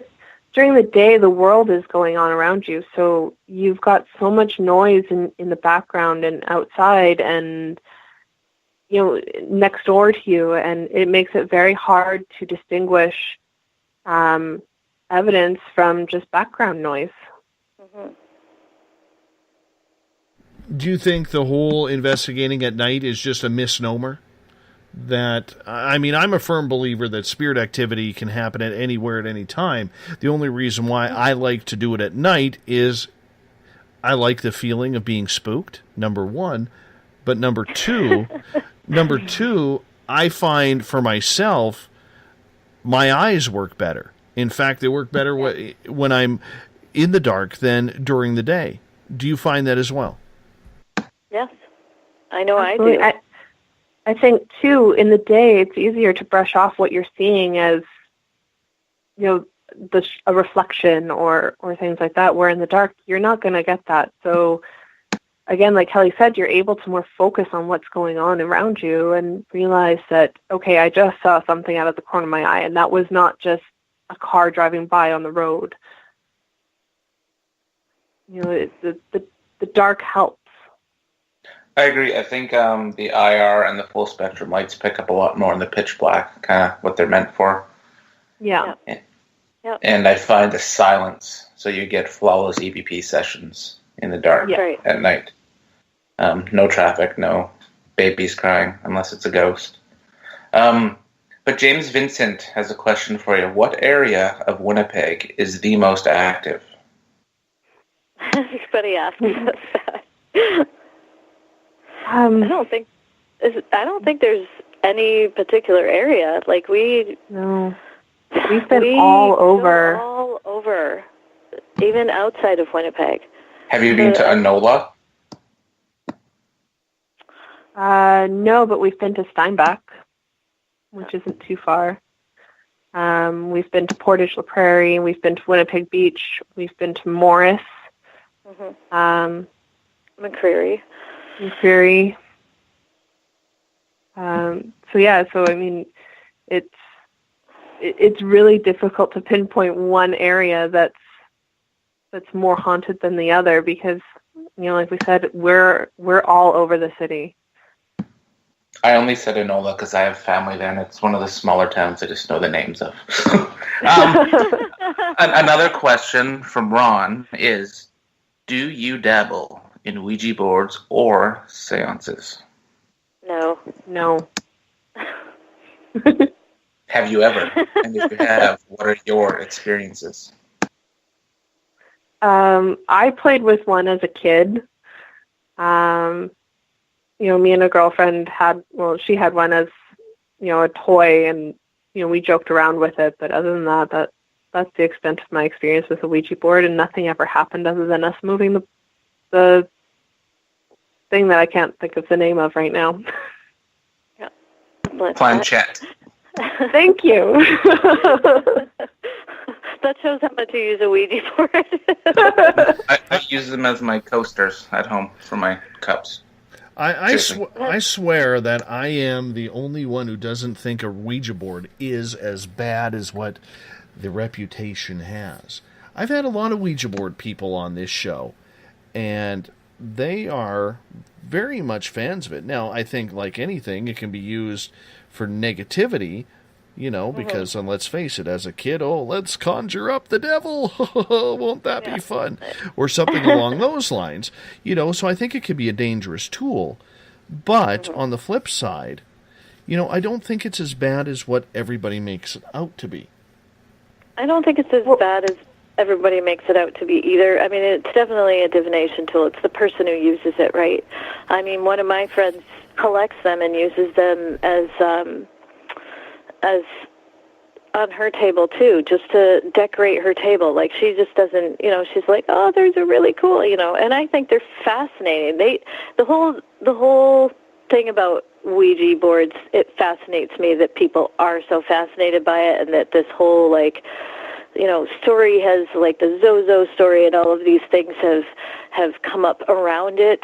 But we don't use it just because it does scare people, and people will tend to think that, oh, well, that's fine to use this because they did it, and let's just do this, and it's okay. And I think that there's a lack of education out there about a lot of stuff, and that's why I love the fact when, people ask us to speak at different places so we can talk to them about, this is what we do during investigations, and, we don't recommend using Ouija boards because people just don't know what they're doing. I think there's a whole process if you want to use one, and, don't go into a place without permission, and those things. I think that there's just, education is key in this field. Let's get to Would you... go ahead, Mike. Sorry. Go ahead, I was just going to say, would you agree, a Ouija board would be the same as using a spirit box, pendulum, obulus, same sort of realm? Mm-hmm. Yeah, it's definitely a form of communication, but again, it's the education. It's making sure that you're using it properly, and no matter what equipment we bring into a home, we always try and stress to them, don't just be playing with it. If you don't know how to use it properly, you don't know what you're going to be getting. That is a very true statement. Let's move on to our audience questions here. This one coming from Gloria. What kind of protection ritual do you ladies perform before and or after an investigation? Well, depending on the investigation, we'll do a private cleansing of ourselves with some sage. We always try and do a protection prayer before we start any investigation. And each one of us has our own little rituals. So, for example, I make sure that I have a piece of jewelry that my grandmother gave me. So I bring that on to investigations, and that's kind of, I know she's with me and she's going to protect me. Kelly has different ways to protect herself, and so do each of our team members. So just like religion is different for each client, our protection is different for each of our members. That makes sense. So it all depends on what your personal religion or beliefs are before that you use for your own personal prayer, if we can use it like that. Exactly. Do you find that it helps? And do you do it before and after? Yes. Because there were times when I forgot, and I was like, oops, something followed me home. Do you ever have that happen a lot, though? Because that's an important point of spirits trying to follow anyone home. Yep, it's happened to me, and it was one of those investigations where we were there for so long, and I was so tired, and because we usually say something individually before we leave, and we'll remind each other, but sometimes we're just too tired because we'll say, you know what, I'm leaving. Thank you for communicating with me. Thank you for allowing me to be here, but you cannot follow me. This is where you are, and you need to stay here, and you cannot follow. And there have been times where we've even put salt. We've called ahead to somebody, who's at the house and say, can you put salt in front of the door? But it was this one time I was just tired. I did nothing. I went home, and the next day it was about, for 2 or 3 days, it even scared my youngest. It was like someone was just rattling around the kitchen. And the first day that it happened, I thought, maybe I'm just, I kind of just brushed it off. And the second day I was in the other room, and my daughter kind of ran into the room, and I'm like, did you hear that too? Okay. Like, oh, crap. And, I went through the house and just said, you cannot be here. You need to leave. This is not where you're supposed to be. And, and the next day it was gone. So whatever I said worked. Question coming from Beyond the Omniverse is asking, the history of your investigations, have you ever had anything UFO related? Now, we know with Chris that he investigates UFOs, but have you ever been able to tie in what a lot of investigators don't even bother investigating, which is the paranormal tying in to UFO sightings? We haven't found that yet. Well, we did have one case, but we already knew that it was UFO related, but there were some psychological issues going on too. But we haven't found anything tied in. And I believe, like, a lot of people separate paranormal to UFO. But to me that's the same. It's the same field, right? But we haven't yet. I think there's an interesting tie there that I'm surprised with having Chris on your team that you haven't tried that one out yet. No, I know. Do I have to think of everything here? Seriously. Well, you should get over here. Dave, I technically suggested it hour 1. Just saying. Well, Mike,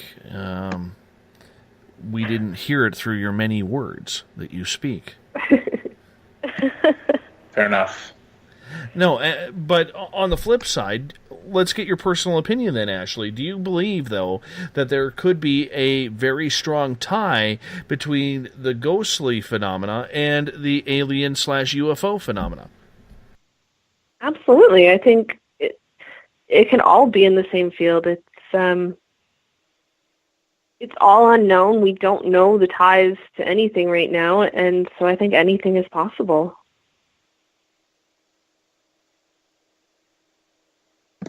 I have an audience question. This is from Gloria. Do you carry sacred objects such as rosaries or any sorts of thing like that on an investigation to make yourself feel safer or guarded? Well, like I said, I have my jewelry from my grandmother that to me is kind of, well, I'm not religious, so I don't have a rosary. So to me, I have my grandmother's necklace. And I also carry some crystals on me. So I have some amethyst for stress and some clear quartz and things like that with me as well. Yeah, and I wear something as well. I wear a necklace that it's called fungite, and it's supposed to be for protection. And I'll usually bring something that's from, a member of my family, or I have some selenite that's a friend who's also a medium had given to me for protection. And so I actually carry and wear those things just about all the time now. Mm-hmm. I tend to roll with black onyx and fire agate. Agate? Mm-hmm. Agate. Mm-hmm. Do either of you, or have either of you ever come in contact with any haunted objects in a residential home?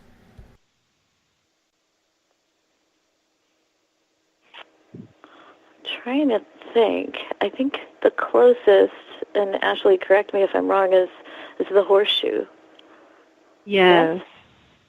The Horseshoe, because, that old tradition of when people would, move into a house or build a house, they would put something like under the stairs or, for good luck. And this one case where, that she was doing renovations and she took this horseshoe out from under the stairs and things increased. We were like, don't take that out. It was more, it wasn't a haunted object, but it was more for what we believed was more like a protection symbol.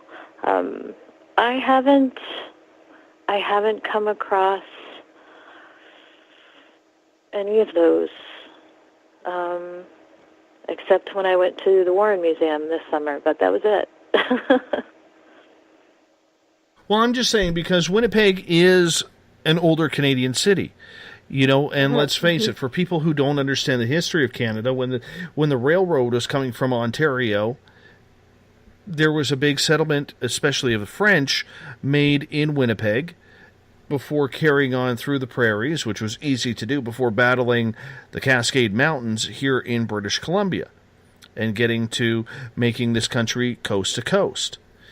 And where a lot of people you have a lot of haunted history in that area.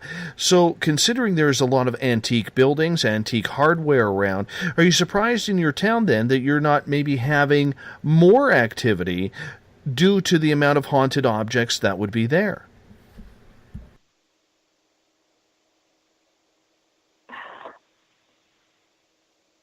I honestly don't know how to answer that question. I think we are pretty busy. Yeah, and there are so many places in this town that are known as being haunted. Every other building it seems here, they say, oh, that one's haunted. Oh, that one's haunted.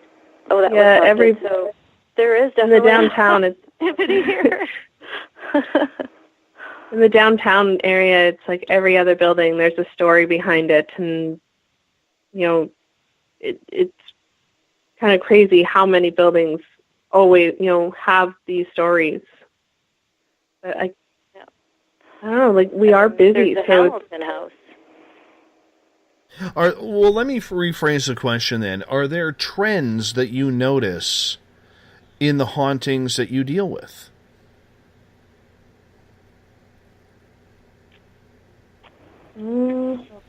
Commonalities.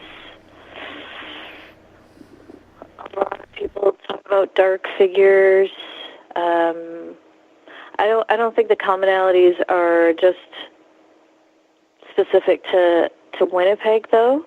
I mean, a lot of generic kind of commonalities, like the dark people in the closet. We hear that a lot, especially from kids, because, I mean, what kid doesn't think there's something dark in the closet or in the basement or in the attic? Those are all, like, the scariest places in your house, right?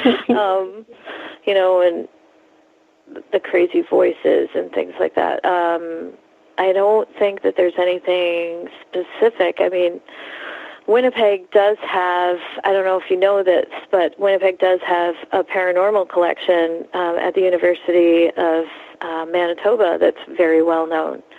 It's supposed to be one of the top 5 in, I guess, the world. It's people keep, donating to it, and you can, ask to see it, and it's from all different people who have just started donating to it, like Ouija boards and of course the Hamilton House, which was a big thing in around the spiritualist time, when people came from all over for seances, and it was all well-to-do people. It was upscale people. It was doctors. It was politicians. Even Sir Arthur Conan Doyle, when he was coming through, he attended one. So Winnipeg does have a lot of haunted history, definitely. What's that haunted museum called, just out of curiosity? The what? What's the location called? I know you said it's something. Is it just the Winnipeg or the University of Manitoba that has the haunted collection? It's in the library. It's in the cool. It's in the library. and you just you contact them and say I'd like to have a time when I can come up and see the collection, and they'll ask you, okay, what part of the collection do you want to see, because it is pretty massive. There's even some really old Bibles that you have to wear gloves to look at and things like that. It's a pretty amazing collection, but it's right in the library in the university. Do you find then, considering that there is this collection of hauntings going, that people around your area are becoming more open to the hauntings and to the experiences? I think so. I mean, definitely. Like I was saying, every other person we talked to, and Ashley was saying this too, you talk to people and they're like, I have a story. I can tell you what happened in my house, or this happened to my cousin or my brother, or, they're very open about it. And like I said, I was kind of timid about telling people what I do in the beginning, but once I started telling people and realizing that it wasn't a big deal and that people wanted to talk to somebody about it, because they're just like, I'm really excited. I never get to talk about this stuff with anybody. So, yeah, it's definitely more open than it was when I was a kid. I got a question coming from the chat room here on Spreaker, and it comes from Trip. Have you noticed if activity picks up when the northern lights are active? I don't think we've ever looked at that correlation, but no. I think we'll probably take a look at that now. Definitely. I just like looking at them. I do too. We actually had a show here a couple of weeks ago where during the break I actually ran outside to watch the northern lights dancing right above my house. It was fantastic. Oh, gorgeous. Oh, nice. Yeah, it was kind of cool. Especially for my wife, because she hadn't seen them since she was a kid living in the Yukon. So to have them right over top of our house at that time, I'll tell you, there's not much better from nature than that. I know, it's spectacular. Yep. Mm-hmm. Another question coming in from Ron in the SOR Space Travelers Club. He's a good Saskatchewan boy. I'm sure he could see your house from where he lives because it's so flat. But Ron is asking, if you're not religious, why do you then believe objects or smoke can protect you? What do you think ghosts are, and where are they when they aren't there? Well, just because I'm not religious doesn't mean that I'm not spiritual. So I do believe that there is stuff out there. I just don't like putting a name on it. I do believe that ghosts are more like our souls. Like they're who we are, and who we were as a human in physical form is kind of who we are in spiritual form as well. Mm-hmm. I believe it's a different plane of existence. That it's what happens to us unless we're stuck here. That some of us are, if we're lucky enough, get to go to. And I know that there are some people who are studying this, that there's different levels of places that, some of these spiritual forms go to. And like Ashley said, because I was brought up religious and everything's more black and white, and I don't think it is black and white. I think that there's definitely a lot of gray areas that we don't understand, and I think that's what keeps us coming back, is that we're trying to understand these things. I believe in a higher power, and I do pray to that higher power, definitely. I mean, because I was brought up religious, I may not follow it to a T, but I do definitely pray to the higher power. But like Ashley said, I don't like to put exact names to it, because like I said, it's just I don't see things as black and white, especially now that the more more things we experience, the more questions for me come up. Absolutely. Like and that's what drives me, definitely. I'm just like, okay, well, why did I just see that, and why did that just happen? And the whole saging thing, I had read that it actually changes the ions in the air, and that's why it does feel more positive when you're doing the smoke. And I think that's all goes back to some people believe it more on a religious aspect, and some people believe it more on a spiritual aspect, and there are some people who believe that it's the ions, which is more like a scientific explanation, that it just changes it in the air. All the way from Australia, Robert is saying, the old days, have there ever been investigations done in mine shafts or old settlements in your areas? He apologizes because he's part of the Commonwealth and he doesn't know where Winnipeg is. That's all right. A lot of people don't. I don't know. Oh my goodness. Ashley? I don't even know if we have any mines around here. We're pretty flat. Oh God. Old settlements. Unfortunately, like there's a few around here. But again, we haven't really been able to do a lot of public locations because we focus on our clients. Yeah, there's definitely a lot of locations that we do really want to research and do more investigations with. When I was up north, it was near McCreary when I was talking to a client, and it was like about how many hours?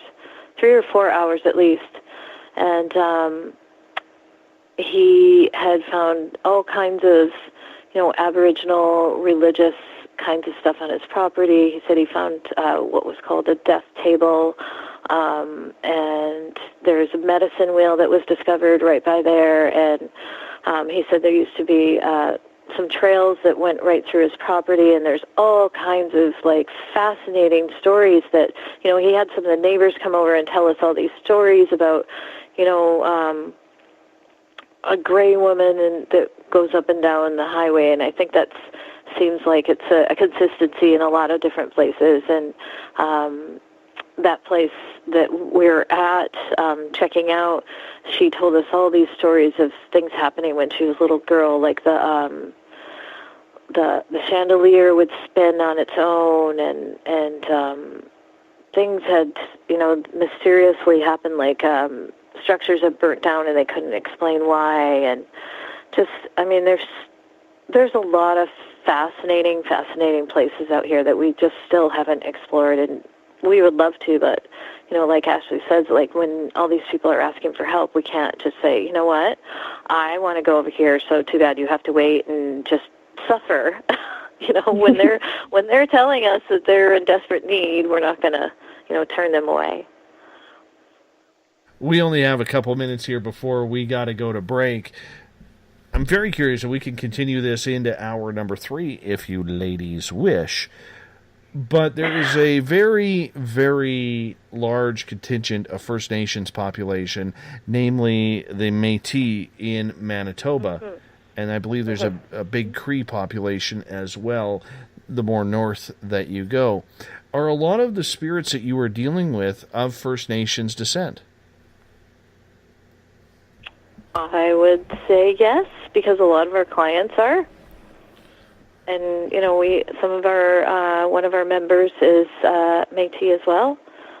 I mean, every other person, it seems like, in Winnipeg is Métis or has some Métis. I'm one of those Métis people, too. See? Yep. Yep. So, I think that makes a big difference. Like I said, I'm not from here, so when I started discovering, all this stuff about Métis background, and Gimli is Icelandic, and like these are all people who are they've been brought up very spiritual and like highly spiritual beliefs where, you know, they still say if their keys are missing, they blame it on, I can't remember what they call them, the Icelandic people, that, you know, they blame it on, they're like, they're gnomes, but they have a different name for it. What are they called again? Oh, great. Ashley? You had to bring up the gnomes. You had to bring up the gnomes. I have a book. My kids have a children's book, but it's like, you know, people have those beliefs still, and they're very rich in their spiritual beliefs here. And to me, I think it's great, but and I think it's fascinating as well. But our sensitive of the group, he's, you know, once he goes into a place and he knows that they have that kind of spiritual background, he's like, oh yeah, there's going to be a lot going on in here. You have really? You have no idea what you just stirred up by mentioning the gnomes. Seriously. Aren't they called Huda folks? They're called Huda folks. Huh? Hula folk or something like that? Yeah, Hulda folk. Yeah. Yes. There's all kinds of stories about, you know, Hulda folk, and I think one of them even like hurt someone in one of the was it one of the schools in Gimli? Do you remember that story, Ashley? No, I can't say I do. No. I have the book somewhere. It's very odd. Well, let's hold on to that thought here, ladies, because what you've just done is you've opened up a can of worms with my audience in the chat rooms. They are going to be punishing me, knowing, here it comes, on Twitter, gnome pictures absolutely everywhere. This is your fault. Your fault. Thank you for doing that. You're listening to Spaced Out Radio. The gnome folk, Ashley and Kelly from Winnipeg Paranormal, are on with us for Ghosts of the Great White North. We're also joined by Mike Morin from Canadian Paranormal Investigations. We got 1 hour to go of Canadian ghost talk coming up right after this. You're listening to Spaced Out Radio. I'm your host, Dave Scott. Make sure you check out our website and all the features that we have with it right during the break. Also, let's have some fun in hour number 3, because this has been a great show so far. We'll be right back. Looking for a great weekend getaway this fall? Hi there, this is Dave Scott. Come on up to the heart of British Columbia for the first annual Spaced Out Radio Caribou Paracon, being held at the Spruce Hills Spa and Resort in 108 Mile Ranch, British Columbia. Speakers from all over North America are coming to discuss Bigfoot, UFOs, ghosts, and intuitiveness for the 3-day event, September 29th to October 1st. For more information, go to spacedoutradio.com and click on the Caribou Paracon banner and book your tickets today. Come to BC, where the paranormal is waiting for you. The SOR Sightlines is a place for you to find answers to your strange experiences. Hi there, this is Mike Schmidt. If you have had an encounter with ghosts, UFOs, Bigfoot, ETs, or anything else that doesn't make sense, head to spacedoutradio.com and file a Sightlines report. All information you give is 100% confidential, and I will personally help you find the answers you need. SOR Sightlines, your answers are a click away. Have you got your Cosmic Passport? If you need one, tune in to Cosmic Passport on Spaced Out Weekend. This is Elizabeth Anglin, ET experiencer, spirit medium, and host of Cosmic Passport. Each weekend I'll be bringing you interviews and support from other paranormal experiencers, and the best in intuitive spiritual guidance from across the globe. It's all happening starting at 9 p.m. Pacific Time, midnight Eastern, on spacedoutradio.com. Hi there, I'm Butch Witkowski, lead investigator with U4COP. On the final Monday of every month, you can listen to me and host Dave Scott on Spaced Out Radio's Strange Days. We're going to get to the heart of the matter when it comes to what's happening out there. People are seeing and experiencing things from ET contact to Bigfoot, and I want to hear about it. Your experiences are what we investigators need to help solve these unknown mysteries. So tune in at spacedoutradio.com to the final Monday of every month from Butch Witkowski's Strange Days. This is your medium, Joanna, from Spaced Out Weekend, 2 Mediums and a Large. I would love it if you would come and join us with host James Tyson every other Sunday on Spaced Out Weekend. Together, we will take your calls and your questions live. Our goal is to provide you with a positive outlook on deep questions that you may have. Questions regarding love, relationships, money, or whatever else is on your mind. Come and check us out at spacedoutradio.com. This is Eric Markham, news editor for the Spaced Out Radio's The Encounter Online. We have put together a great team of writers and journalists from all over the world to bring you top-quality paranormal stories, from alien encounters to the latest conspiracies. You won't find any of that fake news here.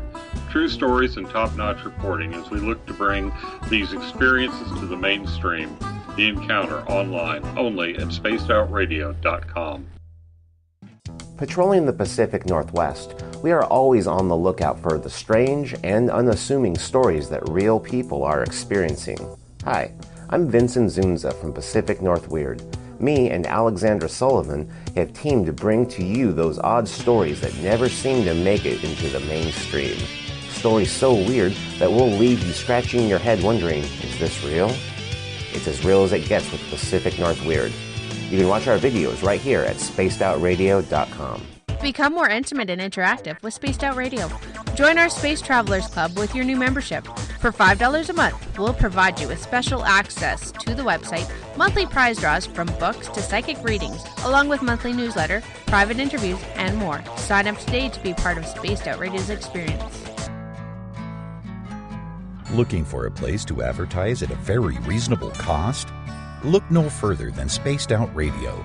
SpacedOutRadio.com has an advertising tab that you can click to check out our daily, weekly, and monthly packages to play on the radio, or our website including social media. From commercial spots to banners, we have it all. Check out our competitive pricing today. Don't have time to listen to Spaced Out Radio live? Wherever you are, the car, the office, the shower, or even if you're traveling, we're right here for you. Each Spaced Out Radio show can be found on iTunes, TuneIn, and on our YouTube channel, Spaced Out Radio Show. It's the perfect way for you to catch up on our shows. For more information, just head over to our website, spacedoutradio.com, and tune in to us today.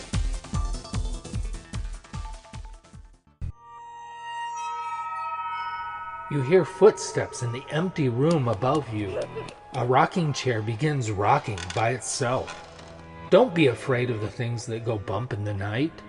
Reach for Spirit Storybox, the iPhone app the Huffington Post UK called the only ghost hunting app you will ever need. Spirit Storybox. The spirits are telling their stories. Are you listening? Strange creatures lurking in the night, the sounds of wood knocking in the forest, odd happenings right out of a fictional world. These are the reports I love. Hi there, this is author Ronald Murphy, and I would love it if you join me and Spaced Out Radio host Dave Scott the second Wednesday of every month on our journey into the unknown land of cryptozoology at spacedoutradio.com. From Mothman to Frogman and everything in between. Hey, they don't call me the crypto guru for nothing. Did you know that Spaced Out Radio runs 7 days a week? Hi, it's James Tyson from Spaced Out Weekend.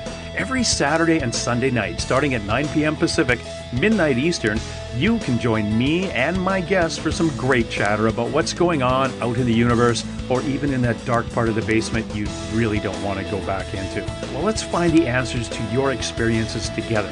So come on up to Uncle Jimbo's cabin on the weekend. For more information, look us up at spacedoutradio.com. The views and opinions expressed by tonight's guest and topic of discussion do not necessarily represent the official policy or position of Spaced Out Radio, Spaced Out Weekend, Spaced Out Radio Limited, its hosts, syndicated carriers, or anyone associated with this broadcast. You're listening to Spaced Out Radio with Dave Scott. Follow Dave on Twitter at Spaced Out Radio and hashtag Spaced Out Radio, and on Facebook, Spaced Out Radio Show. Now, back to the program. Welcome back to the final hour of Spaced Out Radio tonight. I am your host, Dave Scott. I was trying to keep this a gnome-friendly zone until Ashley and Kelly from Winnipeg Paranormal got all of you started. Thank you for the hundreds of pictures of gnomes now. I appreciate that. Tomorrow night on the program, It is a gnome-free conspiracy night. We're talking chemtrails and conspiracies with Jamie Sexton from Rebel Planet News, starting at 9 p.m. Pacific, midnight Eastern Time at spacedoutradio.com.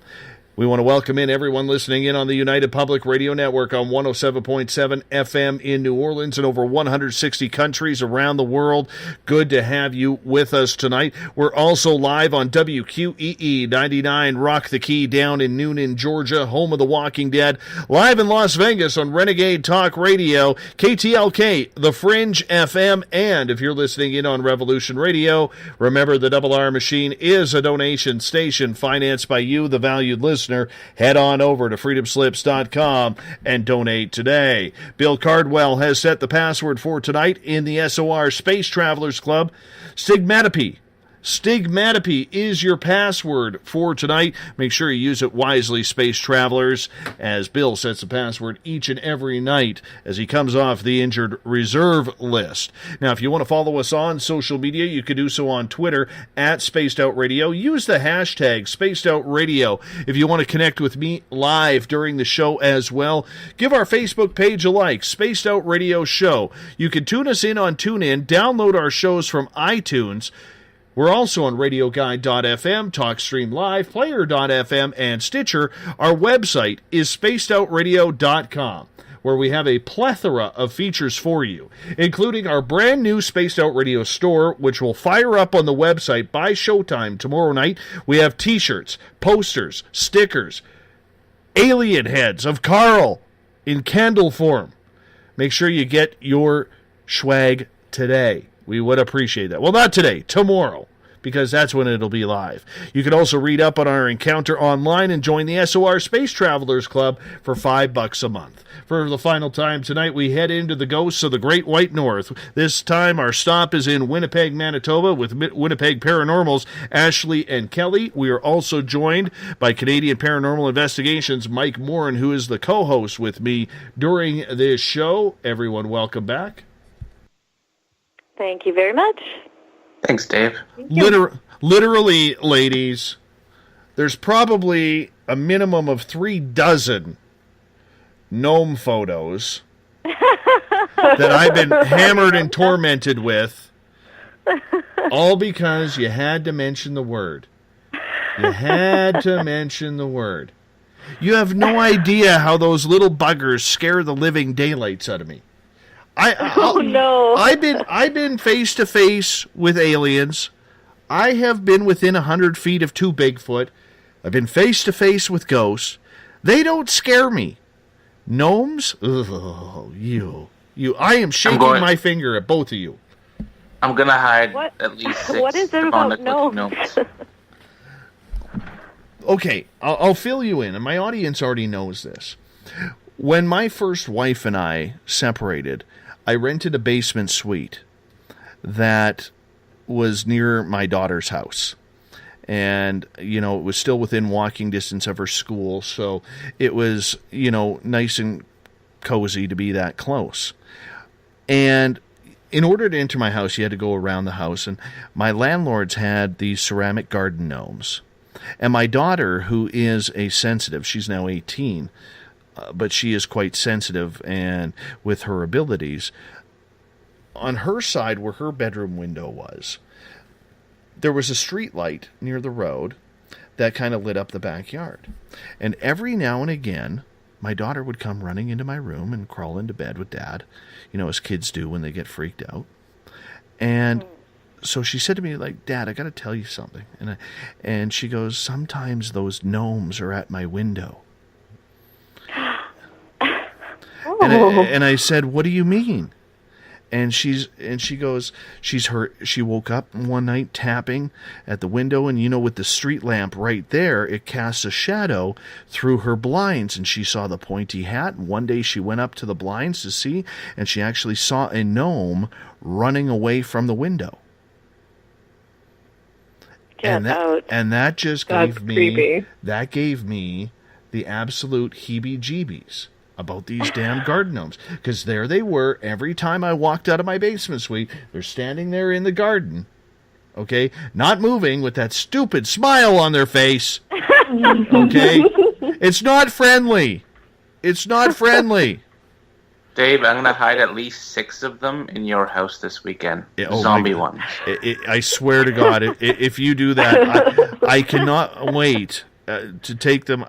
You know what? I would sooner have 6 haunted dolls in my house than them damn garden gnomes. Can't stand those things.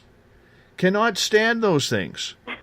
So you ladies opened up a big plethora of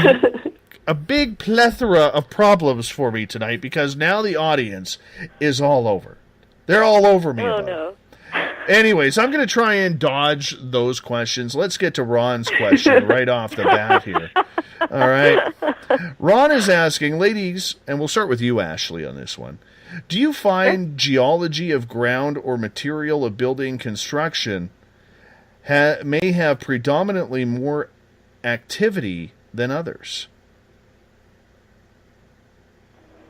You know what? I can't say that I've had any experience with that, because being in Winnipeg and Manitoba, we're all pretty much the same soil across the whole city.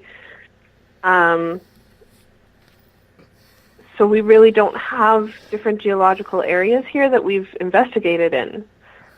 Mm-hmm. I could see it potentially. I mean, you've got each theories. I mean, each different type of rock, limestone, quartz, all holds different types of energies in it. So I could see that definitely affecting investigations. Mm-hmm. What do you think, Kelly? You know what? I really haven't noticed that it's affected any particular investigations, and I haven't really heard anybody talk about those things with me. And I actually have some experience with that, because I did live in Sedona, Arizona for a time, and that's supposed to be based upon all these like vortex areas, and based upon supposedly there's certain areas where it's there's more energy going on than the other, and I haven't really heard that from people when it comes to things like that, other than when they're talking about this might have been a spiritual ground before it was built upon, like we were talking about, that there's a lot of Métis background here, and but we don't know for sure in a lot of areas if there were. Do you think battlegrounds or areas of trauma could hold energy? I do, definitely. Absolutely. Yeah. Question from Beyond the Omniverse here, and they are asking, have either of you ever witnessed, observed, or recorded any type of poltergeist activity? I'm assuming by poltergeist they're meaning movement of objects moving and things like that. Mm-hmm. Yes. I have not. Children getting sucked into televisions. You turn the channel and they're gone. You know how it goes. Who hasn't documented that? I haven't witnessed anything where, like we've been in places where we suggested maybe that the person was affecting their atmosphere in regards to the whole like poltergeist theory, where a person can, depending on if they're going through trauma or puberty or things like that, can affect certain things happening, and we haven't witnessed that personally. Like I said, the only thing that I've like really seen is we caught child in the picture and the smoke, but I haven't seen objects move. People have reported objects moving and complained about it and said they were tired of them moving, but we have yet to have recorded it or seen it. And the gnome photos continue. Hold the folk. Hold the folk. Before I get to the next question, Eric just wanted me at hashtag Spaced Out Radio to pass a message on to you ladies. He says, please let them know that we here at hashtag Spaced Out Radio on Twitter think you are very genuine, honest, and fun to hear on the radio. Props to both of you. Oh, thank you. Oh, thank you so much. That's so nice. Yeah, he didn't post any gnome pictures, which is nice. Well, then we like him even more. Exactly. That's right. Exactly. You know, Catherine is asking, have either of you ever had an investigation or documented any ghosts along the highways? Not yet. I would love to. Yeah. We did have, well, we didn't document it though, but when the first time we were down in Michigan, we had this, we were driving back to our hotel and had this eerie patch of just, I don't know. Oh, that was so weird. It was we just were like, this, what did we just drive through? it was like fog, but it was literally like a, I don't know, it was just 1 meter wide. Yeah. Like the fog, like the movie. I mean, where it's just like following you. And then we turned around and we were like, let's go through it again. And it was gone. It was bizarre. Is there anything that you haven't experienced yet in your investigations that maybe you thought of that you would have at this point? I haven't had a full apparition. Like, and even in my house, you know, we had lots of shadows and footsteps and things like that. But I don't know. Everybody always says that they've had, you know, they've seen these full apparitions, and I can't say I have. And I don't know. I guess that was always something that I thought I would with doing all these investigations. Yeah, I would say that too. A lot of people, you know, tell us, oh, I saw this, you know, apparition. I saw the person walking around, and I'm like, you know, maybe one of these days. Yeah. Come to my backyard. You can meet Rick. Awesome. I would love to. Rick. I've met Rick. Yeah, you've met Rick. Rick actually, I saw him the day we moved into this house in my front yard. And it was like a white swoosh right by our moving truck that we had. And immediately, on instinct, knowing that the one thing that I've come to believe is, in my own learning of this all, is if you see it, go with your first instinct on what you think it is, because you saw what you think you saw, if that makes sense. And yeah, that's that.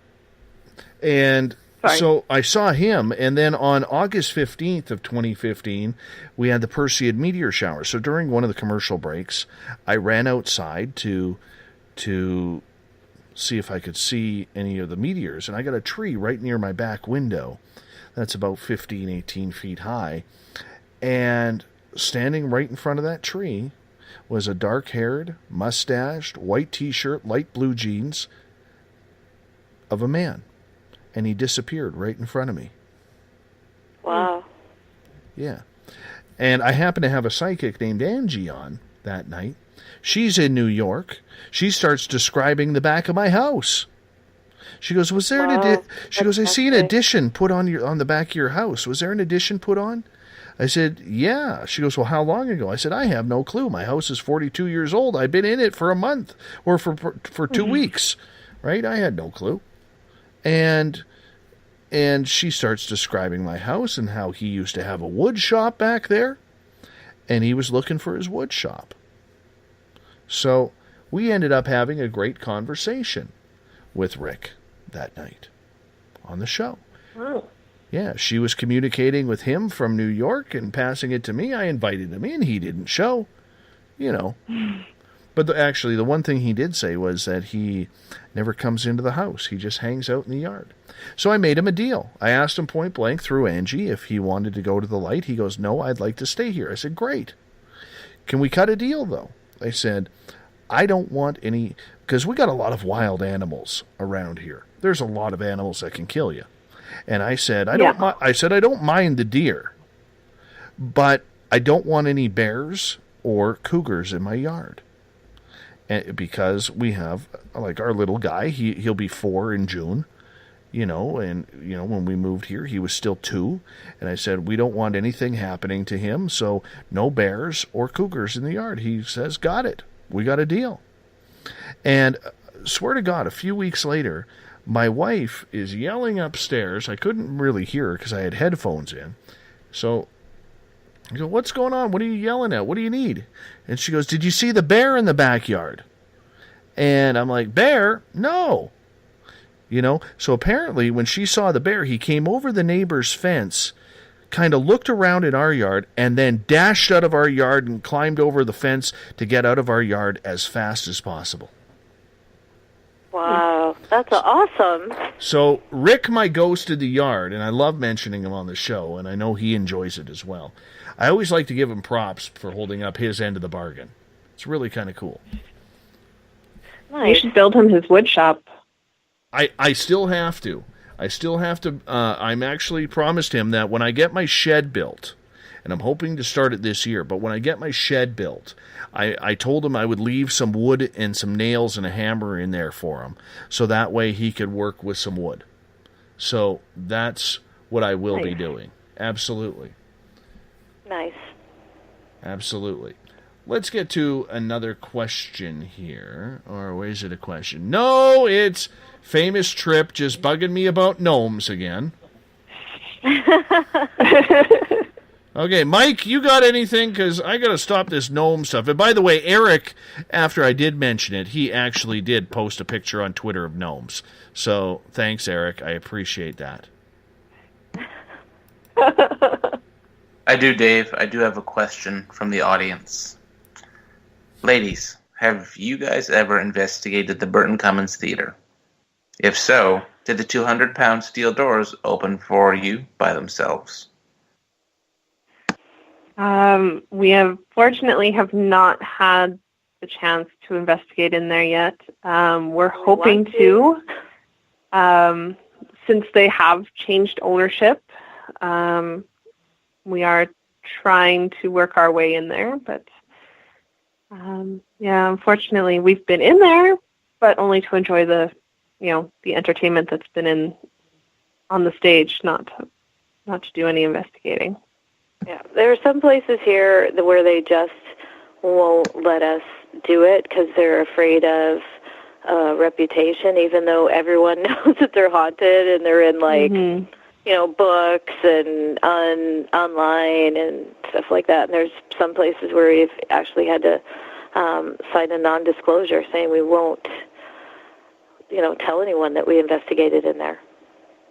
Isn't that kind of strange, though? Because a lot of these places, if they actually just gave in to the fact that their building or their place of residence or work was haunted, they could actually make probably a little bit more income on it. Yet here in Canada, and I'm sure it happens in the States too, but here in Canada, we don't want to talk about this stuff. We don't want to admit that it's happening for fear of losing business, rather than thinking, well, maybe this is a good way of creating more business and revenue.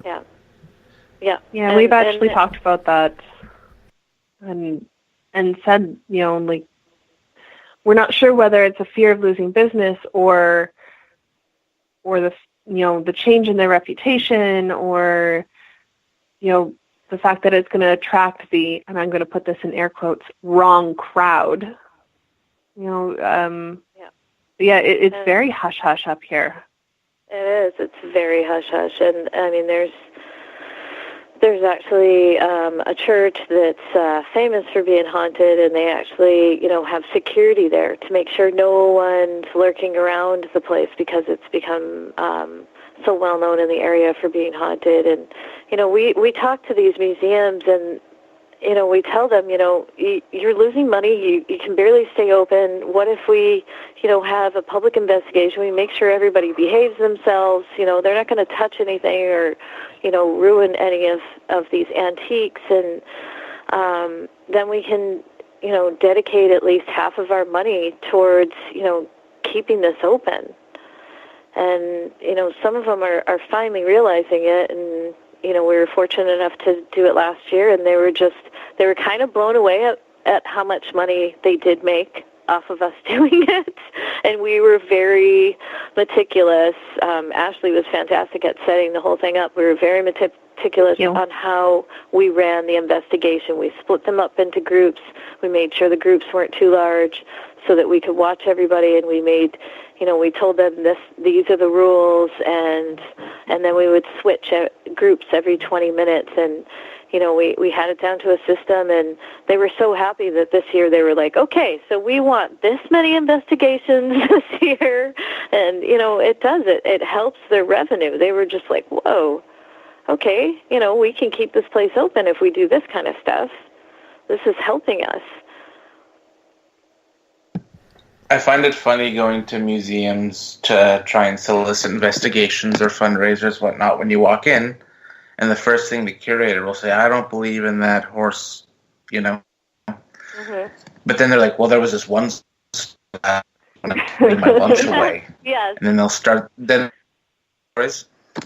then from there is when you get your investigation, because then you relate, or they relate with you. But I just find always the first encounters funny when they automatically disregard it.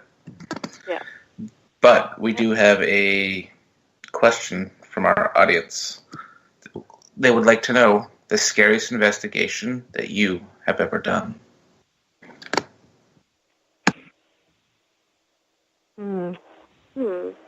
I mean, there's not really an investigation that really scared us. I mean, it's kind of strange when we see things like this. We're just like, wow, did you see that? That was cool. Like, we just maybe we really witnessed something here, and it gets us more excited than scared. I think maybe that most recent one where we had that one room where it was just very intimidating and just didn't like women, and you could tell, like, Ashley couldn't even, like, enter the room for a while. That was maybe closest, or down in Michigan, Ashley. Yeah. That really strange, where you're, like, walking through an area, and it feels like you're almost walking through an invisible wall. For me, I'd say probably the most recent investigation. Michigan was definitely an odd feeling and not something that I had really experienced up to that point. But I think that the residential investigation actually affected me more. Like you said, I couldn't enter a room. I stood on the outside. I was shaking. And I still don't know why, other than it just, like, it honestly just felt like it did not want me there. No, yeah, it was a very heavy, sad, and almost frightening feeling that would just overwhelm you as soon as you started getting closer to the room up the stairs.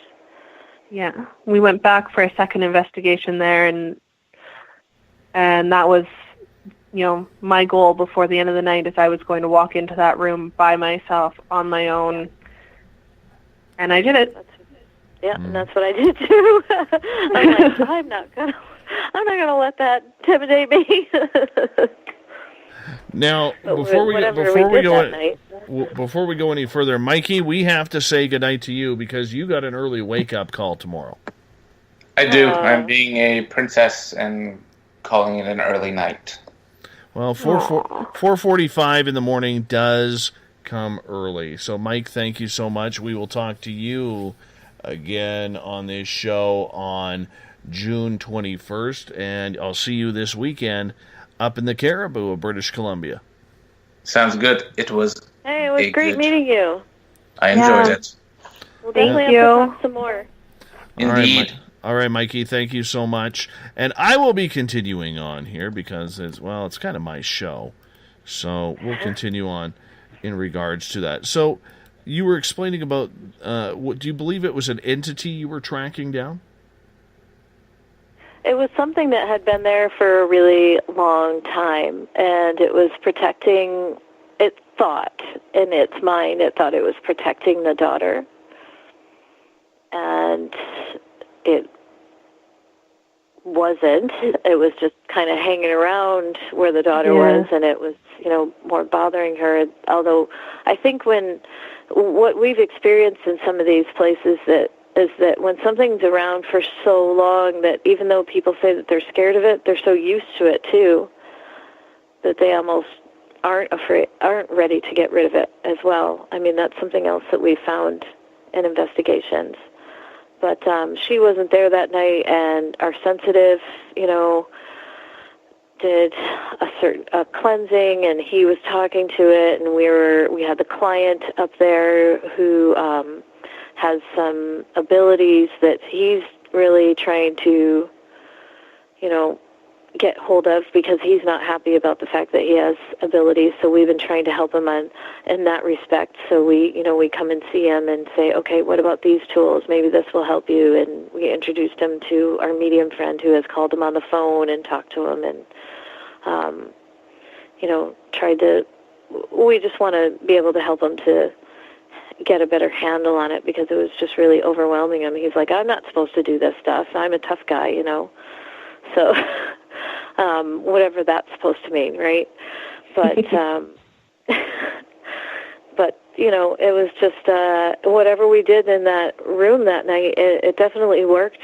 And he said he felt a difference after we left, and when we went back for that second investigation, it definitely felt different in that room. And I was bound and determined, like Ashley, to go in there and see if it was still in there, because I was just like, there's no way that this thing is going to, intimidate us. Have either of you ever had a case where it just left you emotionally worn out? Oh, yeah. Like where you're almost in tears because you just can't comprehend what happened, or the feeling that you get, or the messages that you got just kind of broke you down?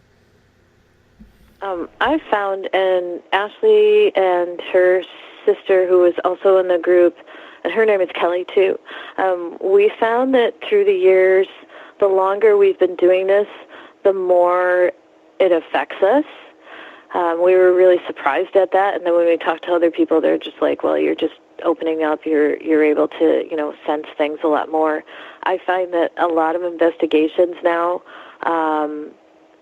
that it definitely affects me the next day. I feel almost like I went out drinking that night. There was one particular one where I felt like literally like I had the flu for about 24 hours after. I felt like I was going to die. I'm like, what the hell happened to me in that house? And I was pretty blown away by that, because that was the first time that ever happened to me. And it was kind of a scary feeling, like, because I thought I protected myself, but obviously I didn't enough. But I was still really blown away by how much it affected me physically and emotionally. It would never stop me from doing this, but it made me realize, like, how much we have to make sure that we're taking care of ourselves physically as well. Yeah. I find the more we do this, the longer it actually takes me to recuperate from investigations. So, for example, when I first started investigating, I was good, ready to go the next day.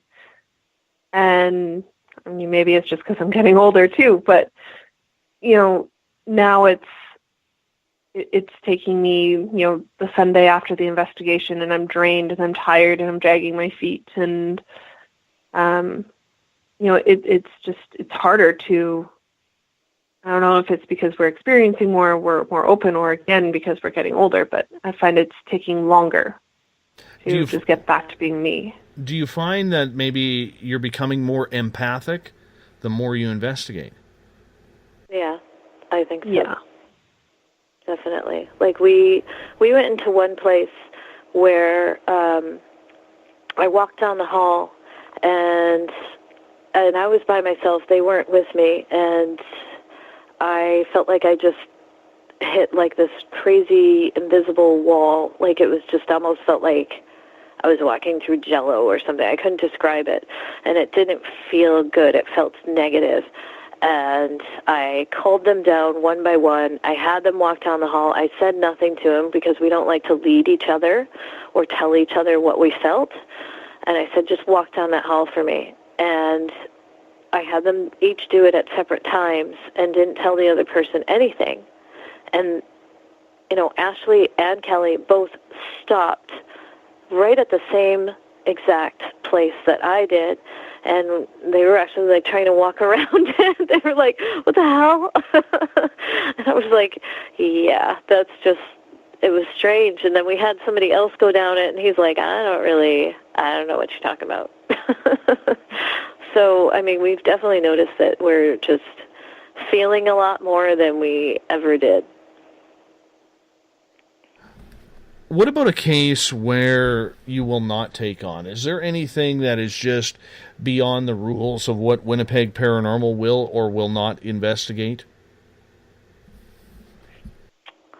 We haven't, there hasn't been anything. I mean, the only time that we won't take something on is if we believe that it's more psychological, and we'll just say, you know what, you can call this number for help, and, you know, or maybe you should see somebody. Like, we're not doctors, we're not psychologists, and I think that's why it's so important to interview people and question them and, you know, get a feel for them and, you know, ask them, you know, and they're not always going to tell you the truth. Let's face it, not everybody's going to admit that they're doing drugs or there's alcohol problems or psychological problems in their family, but we do ask them those questions. They're not easy questions to ask people, but we still do ask them those questions. And, you know, some people have lied, and, you know, we said, are you on any medications? Because there's a lot of medications out there that can make you see things, right? And we went into one, she's like, nope. And next time we went into her house, there was like a big pharmacy, you know? We're just like, but if we think that something's, you know, psychological or in that respect, we're definitely not going to take it. There was another one that we told them we will not investigate if there's children present, because that's, you know, one of our rules. And we get there, and the child was there, and we said, nope. We asked you not to do that. This is our belief. You know, this child isn't the center of the investigation, and she's a very young child, and we're just not going to do that. That's just not what we're all about, and we walked out. Good standards. Very good standards. Thank you. Something that I feel, in the amount of paranormal teams I've talked to, something that I feel is very much lacking in this field is quality standards. So that is something that is very impressive. Let's get to a question from Ron here. Ron is asking, does your group, Winnipeg Paranormal, have clients sign waiver forms for permission, liability, and or evidence release? Yes. Yep. Yes. We have them sign all that stuff. Has make sure we bring it. Has anybody ever declined that? No. They've all been more than willing to sign. I think most of them just want the help, so if that's what we need them to do. And most of it, like, the way we explain it is it's for all of our protection, right? Like, if they choose to leave the house in the middle of the investigation and their neighbors call the cops because they see people walking around with flashlights, you know, we don't want to have to call him to come back down and, you know, bail us out of jail because, you know, or, you know, and then same with the confidentiality and liabilities, right? Like, you know, we always suggest to the clients, like, if there is something that you don't want to get broken or that you're concerned about, put it away. You know, But again, we explained to them, like, we do everything we absolutely can to make sure that we're not bumping into things, and we're watching where we're going, but at the same time, we're in the dark. We're not familiar with your house. It's 11 o'clock at night, 12 o'clock at night, and we can't always see what we're doing. So we do get them to sign a liability so that they can't come back to us and say, hey, you broke this, and now I'm going to sue you for absolutely nothing because we have nothing. Yeah. Yes, there's not a lot of money in this. No. No. And yeah, at the same time, we also get them to sign about the evidence because we want to be able, we do Facebook posts and things like that, but we also explain to them, like, we're never going to post your address. We're never going to post something that is going to show exactly where we are or anything like that. Like, we name all of our cases, so we're not going to use their name. We're not going to publish their name. But we do, again, we want them to trust us. So we want them to know that, here's our agreement. Here's what we're saying. Here's a copy for you, and we'll keep the signed one as well. You mentioned that you have standards, which, by all intents and purposes, just listening to you ladies tonight, I think you're doing ghost hunting the right way. I think your team is doing it the right way. And trust me, I don't say that very often. Not like my word means anything, okay? But I hear a lot of ghost teams, and I probably turn down more ghost hunting teams than I actually bring on the air because there's just a few kind of niche words that if ghost hunting teams mention, I automatically will say, yeah, we're not going there. Thank you very much. And we move on. But how did your group, Winnipeg Paranormal, come up with your ethical standards? Because if anything, the paranormal takes a lot of criticism for having a lack of ethics or strong foundation in the way to investigate and how to investigate. For me, it's when it was passed on to me to run, I had already reached out to people who had similar belief systems that I did, and they're always all of those people that I said, I want you to be my mentor. And, a lot of people were so gracious in this field to me that they took me on right away. And they definitely have kept me grounded. And as I, went through a lot of people to find the right team of people that, had similar belief systems when it came to, like, ethics. I'm not saying that they have to believe every single thing that I do. I mean, people, it's nice to have that skeptical person and people who have different religious beliefs and things like that or backgrounds. But when it came to ethics and morals, we finally have this great team of people that just, we all kind of have the same outlook when it comes to that. And like I said, my mentors are always there to, keep me grounded and say, remember what's the most important thing. It's taking care of your clients and making sure that they're okay, right? Don't get caught up in that drama. Don't get caught up in this. Because it's pretty easy to, get caught up in it when somebody's, getting angry at you because you're like, you shouldn't belong in this group. Maybe you should find another group because this is not what we're all about. We're not about, running around and trying to be famous or, it's not about, like, going to party and, yeah, we like to go out and have fun, but that's not what we're about, right? So, it was hard. It can be really hard running a team and making sure that, those people are going to stick to that stuff.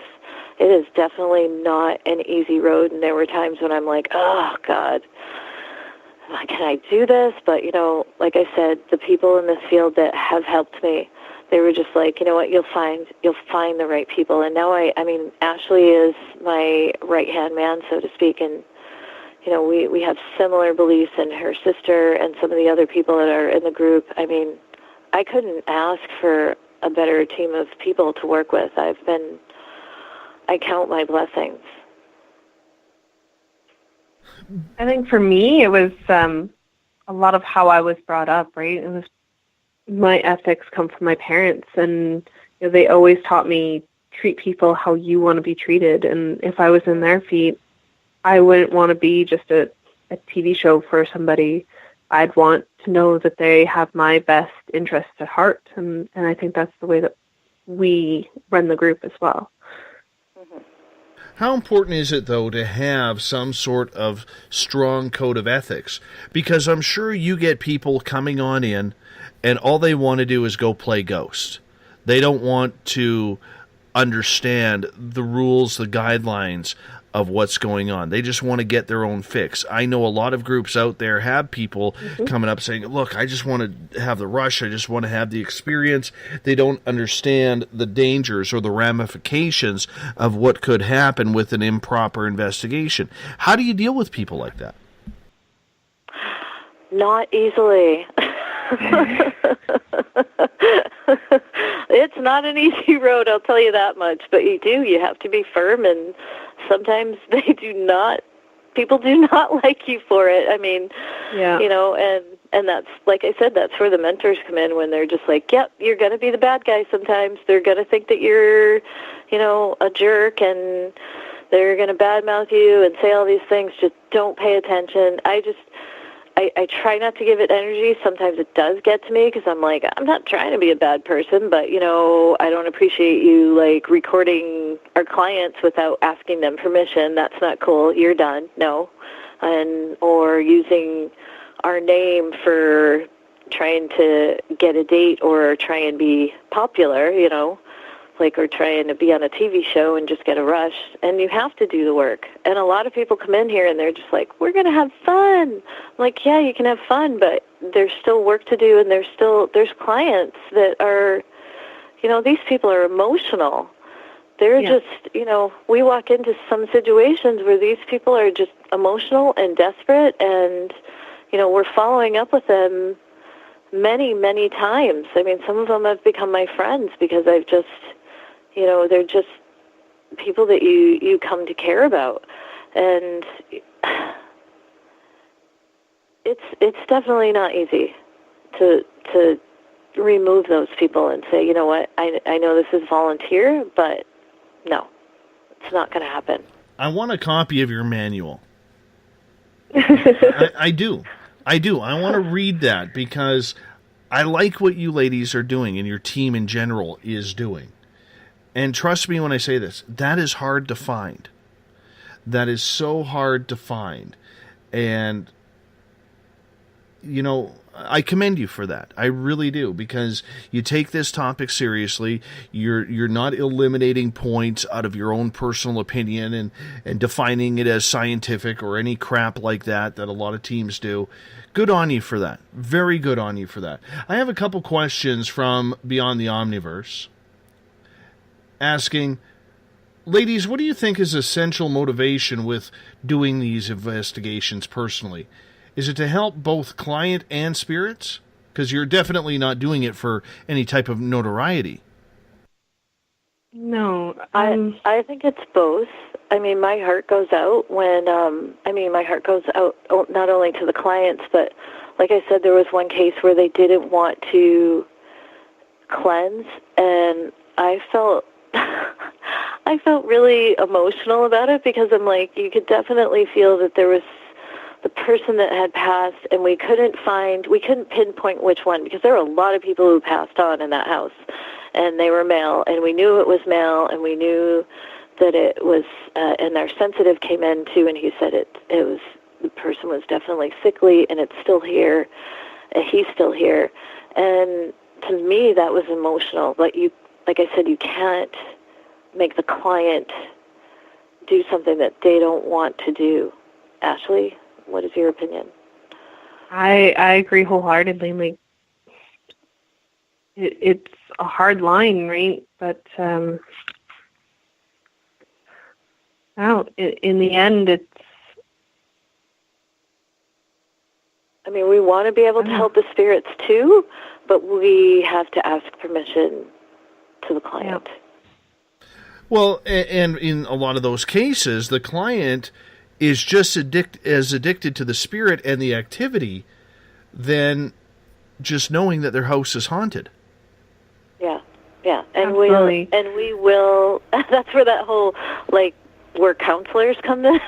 We're just like, and we try and say it in a nice way. We're like, maybe it's just not such a good idea.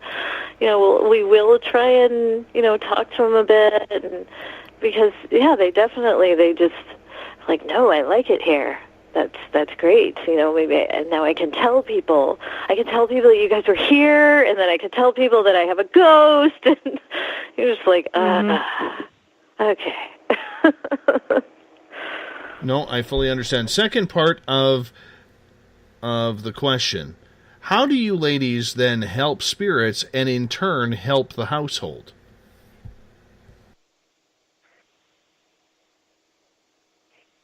Well, a lot of times helping the household, it's a mental thing, right? Like, in my case, I wanted to know that I wasn't going crazy, that these things that I was experiencing in my home, that my kids were experiencing, and I know that sounds weird because other people were having experiences in the home as well with me, but I needed to know that I wasn't crazy. I needed something... I needed some evidence. I needed something to show me that, yes, this is actually happening. And I think that's the case with a lot of our clients. So being able to go to them and say, you know what, this is what we did. This is what we experienced. This is what we were able to record. You're not crazy. I think that in itself can calm down the household and can help them because they're not stressed out about it as much. Definitely. It's different for every client, but I would say definitely the majority of the clients, and some of them don't even want us to investigate. They're just happy that we called them and we talked to them, and they're like, "Oh, yeah, all right, I feel so much better." They just said, "I just wanted to know that I wasn't crazy," and we can't tell them if we don't investigate them. Like, I can't tell you for sure if we're not doing an investigation what's going on, but they just want to talk to somebody and who says, well, this is what we've experienced in places. Like, I wouldn't call anybody crazy if they think that their house is haunted, and that's all that some of these people want to hear. It's as simple as that sometimes. Mm-hmm. I want to do something that I haven't done before on this show. Honestly, I'm so impressed with the way you conduct yourselves and the way you've talked with our audience and explained everything in full detail and what you with Winnipeg Paranormal do. I want you to fill out I'll go to our website and fill out one of our affiliates pages. I want to make sure that Spaced Out Radio endorses you guys. Thank you so much. Thank you so much. I appreciate that. Yeah, and we'll talk about it after the show. But okay. I think that's important. I think it's important that teams like yours get recognized for the quality work that you're doing.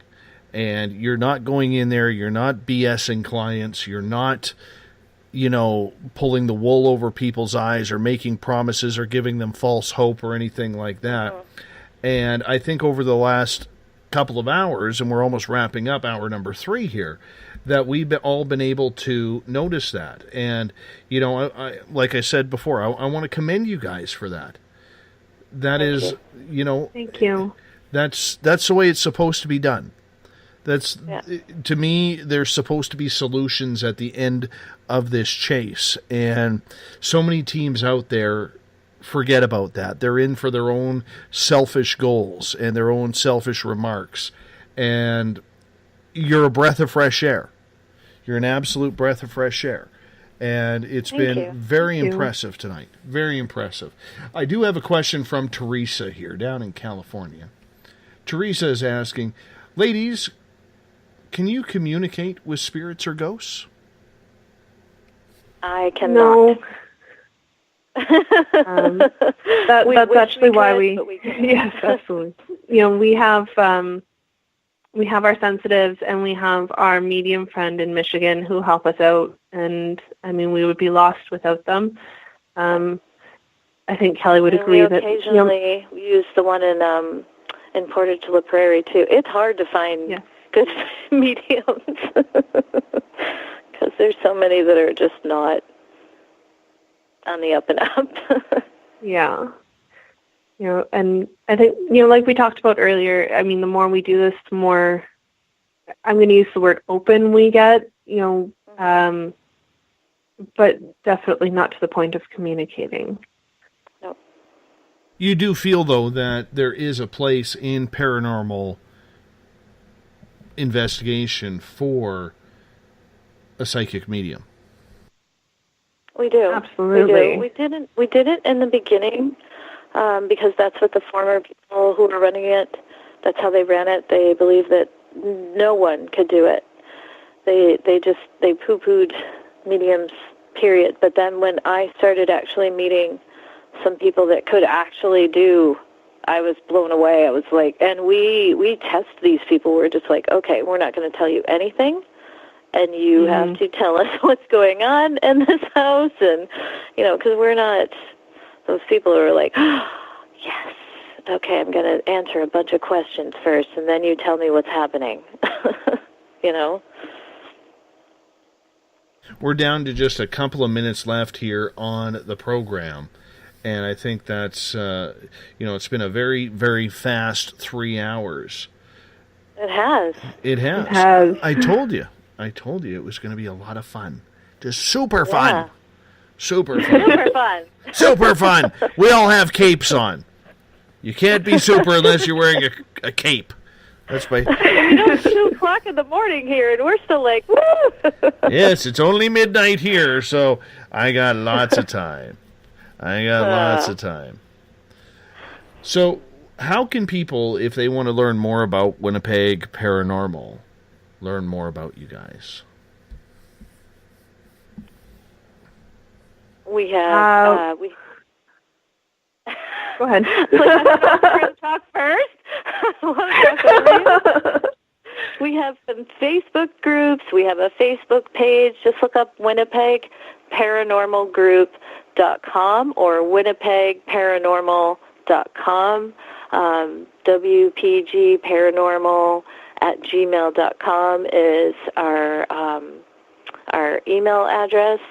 And like I said, you can look us up on Facebook as well. I'm joining as we speak. Awesome. Because I can. I'm hoping you'll let me in. I'm hoping. We'll think about it. I want to be your 986th person. Awesome. Yay. Absolutely. How many we have now? Wow. Yeah, you're up there. We are. You know what? It's been a lot of fun, Ashley, Kelly, and I want to say thank you from all of our listeners for being on Spaced Out Radio tonight. Greatly appreciate what you are doing. Oh, Ashley's already approved me. She's quick on the draw. Quick on the draw. Oh, I'm going in now. There we are. I'm a member. I'm a member on Facebook. Thank you so much. You ladies, hold on. I got to wrap this thing up. If you're listening in on the Spaced Out Radio and Terrestrial Radio side, you hear Mr. Ron Bumblefoot THAL in the background. Bumblefoot is the official music of Spaced Out Radio. He brings us in and he takes us home every single night. Tomorrow night, starting at 9 p.m. Pacific, midnight Eastern Time, we have Jamie Sexton back from Rebel Planet News. We're talking conspiracies. We're talking chemtrails. And we'll see what else we can throw into the pot because there's a lot happening below the 49th parallel, at least from these parts. See, we're up in your attic, America. We're that annoying brother who hangs out in the attic. That's who us Canadians are.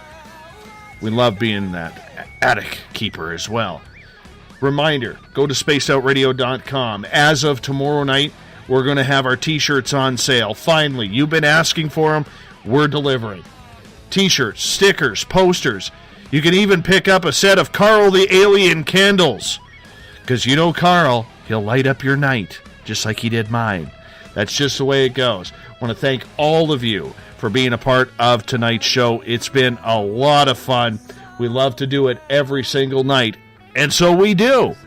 Remember, we can't do it without you, our valued listeners. You guys are the ones spreading the word. You guys are the ones making us bigger, better, stronger, and we keep pushing for you. Because why? We want to own the night right here at Spaced Out Radio. Tell a friend. We would appreciate that. Mr. Bumblefoot, take us home. Have a good one, everyone. I'll talk to you in exactly 21 hours from now. I'll be here. Will you? I hope so. Have a good one.